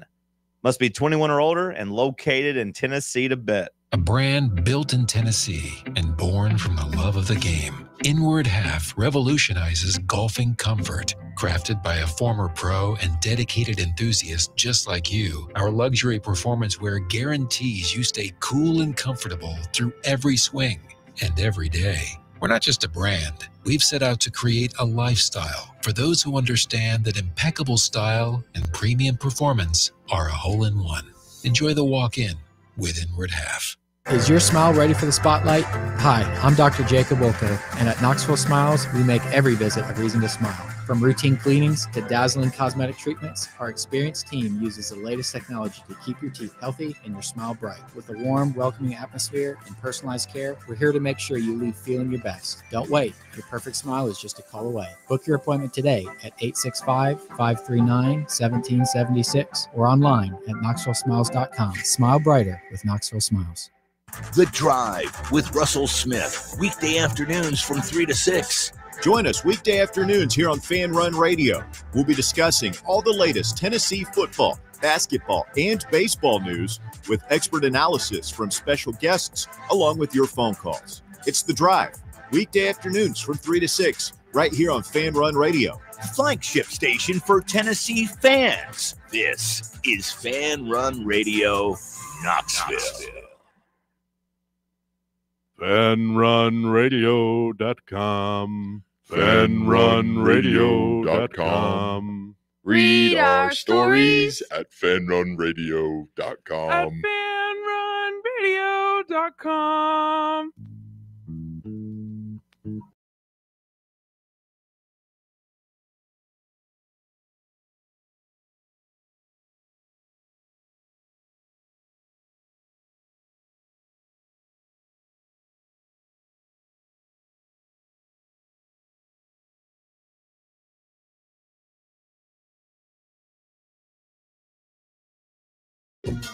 Last call here on the program. Boo Carter officially on the practice field, but no helmet. Just doing a little stretching. But out there with the team in case you were wondering. You said you wanted to see Joey Aguilar. Bubba, well, here you go. Let's see this video, Cody. Let's see what's he look like. Let's judge this throw by Joey. Okay. Wearing number 6, Baker Mayfield. Look at that pocket presence. That's a sack. Look at that pocket presence. 3 times. Oh, held onto the ball way too long there. He put that one right in the turf when it comes out of his hands. Oh God. Held on way No, it was a pass protection drill or quarterback pocket presence drill. He got people around him. Step up, step back, throw. Wearing number 6, like Baker Mayfield, too. Interesting. All right, last call here on the program. Bubba, what'd we miss? Well, John. We missed a lot because Cody's headlines suck. I actually missed one, too. Well, I'll probably miss it, too, because our minds are different. Yeah, Bubba gives us good sports Mercury's headlines. in retrograde. We had Buford High School down in Buford, Georgia, with a $62 million stadium. Yeah, I chose to ignore this story because I don't like giving them the attention they so desperately crave. Did you give the Haslam's attention around here when they said, we'll give Knox County their school fields with the pilot logo branded on it? No, I didn't. I didn't. But it's a little bit nicer for a company to do it versus, some school to be like, oh, look at us. We're going to do $62 million. Some of the schools, I imagine that the Haslams and Pilot gave fields to, they probably needed it, right? It probably was a pretty big deal for them to get, no? For some, maybe. Yeah. So it wasn't like it didn't seem like that act was like, hey, look at us. It's greed. It's more like, hey, we're giving back to people that need it. They just want all these kids to tear their ACLs early on. Well, that's a different story. I'm not going to argue about the merits of field versus turf, or grass versus turf. I don't want to argue that, but we had a look at us. We built a $62 million high school device facility. Of some kind was thrown on Talk the about game us. During a WNBA game. They threw a sex toy, Bubba. They threw the a Atlanta sex Dream toy. and the Golden State Valkyries. Halting play, 51 seconds left in the fourth. This comes a day after a wig was snatched in the WNBA. So a wig fell off 2 days ago, and this time down in Atlanta, they threw a sex toy on the court. This sport is falling apart. With only a minute left in a tie game, too. That was what was sad about it. If they did this in the first quarter, like, okay, get over it. But, it was a minute left in a tie game, and they had to stop it as they threw a sex toy on the court. What kind of sex toy? One that is popular with women. That simulates having a man. Was it big? I didn't see it. I didn't actually see it, what it looked like. We had Connor Stallion on one calling hand, out Jack Sawyer. On one hand, it could be a little offensive, but on the other hand, they did this at the Bills game, too. They threw dildos at the NFL games, too. So maybe it's not just like a misogynistic. I don't know if you can say dildo on the radio. Did I just say it? Yeah. Oh, you said it, too. But I was trying to go with just sex toy. But they threw it on the field for the Bills and Patriots game a couple years ago, too. Yeah. So maybe you it's not. Could say it. You could 100% say it. So maybe it's not just a woman thing. Christian Wilkins was there, too. No, men use them, too. I got a friend. He's a producer here. Uses one. Interesting. We had Connor Stallions going back up against Jack Sawyer, who says, we don't know anything about sign stealing. They're both trying to stay relevant. Exactly. Yeah, we're moving on, Bubba. That's the FIFA World Cup had their draw maybe happening December 5th in Las Vegas to see which group will be in which teams will be in which groups. Bubba, I need to squeeze one in here. You had 2 hours. Yeah, but I missed one because we got the racial conversation in a second. Well, I missed. It's a very important one. Tom Cruise and Ana de Armas apparently dating, which is wild. Which is why I'm ignoring the last one that hit me hard, Katy Perry and Justin Trudeau. Speaking of dildos. Huh? Dating or they were having dinner together in a romantic setting. I don't care about Katy Perry and Justin I Trudeau. do. Excuse me, John. Katy Perry, she's lost her mind. She's out. She's gone. She's no longer in the inner circle. She's on the fringes now. Disagree. I want to date Margaret Qualley. Well, with those horse teeth she has, you might have a chance. I think I'm going to make that my life. Sir Anthony Dominguez from the Orioles chance with her. getting traded. Can we get back to Ana de Armas and Tom Cruise, Bubba? Slow down. You wanted headlines, John. No, I didn't. I wanted you to tell me what we missed, but I didn't miss whatever you're about to say because that's not important. What I miss is important. For a guy getting stuff. traded to the other team that he's playing in a doubleheader, only to strike out 2 batters in the 7th inning of his former team in the 2nd game. Okay. Versus Ana de Armas. Oh, she's old. Yeah. I want to talk about Scientology, and I want to talk about that weirdo Tom Cruise, and I want to talk first Liam Neeson and Pamela Anderson. You know what? That one actually made me a little bit happy because Liam Neeson, you know, he famously had his wife die. You remember that? She died in a she was taken, yeah. No, that was his daughter. But, well, in the third one, I guess the wife does die. Spoiler. How do you let your daughter get taken? Like, how many sequels do they have? They had like 4 of those.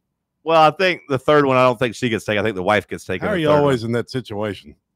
Anyway. Does the daughter get taken in the second one, too, or is that something else, too? I think in the second one, they're just trying to hunt him down. No, or is that the third one? Maybe get a Ring doorbell I don't think they get the girl both times. I think they just get her in the first one, I think. But I got to be honest, I'm not really sure about the second one. The first one was great, though. When I have a particular set of skills. But no, like Liam Neeson's first wife died. The girl from The Parent Trap. She wrecked skiing and got like a brain bleed and died. That's a pretty whack So, way to go out. You know, Liam finding love, hopefully with Pamela Anderson, that kind of makes me happy. Pamela's had a checkered dating past, too. I hope she finds love in her older days. But Tom Cruise, no, I don't want this guy to find love. I want Tom Cruise to die alone and miserable with just all the little aliens around him from Scientology. That's what I want. And in the NASCAR world, they're going back to Chicagoland possibly next year and no Mexico City. Also have King of the Hill being on a card this weekend. Syracuse NIL Collective for football on a car up at Watkins Glen. And Austin Hill, who got caught left-hooking Eric Emerald, is suspended and all his points are done, so. And that was racing. All right. That'll do it for us today. Jackson, have a good day, brother. Thanks for running the video. Under review up next.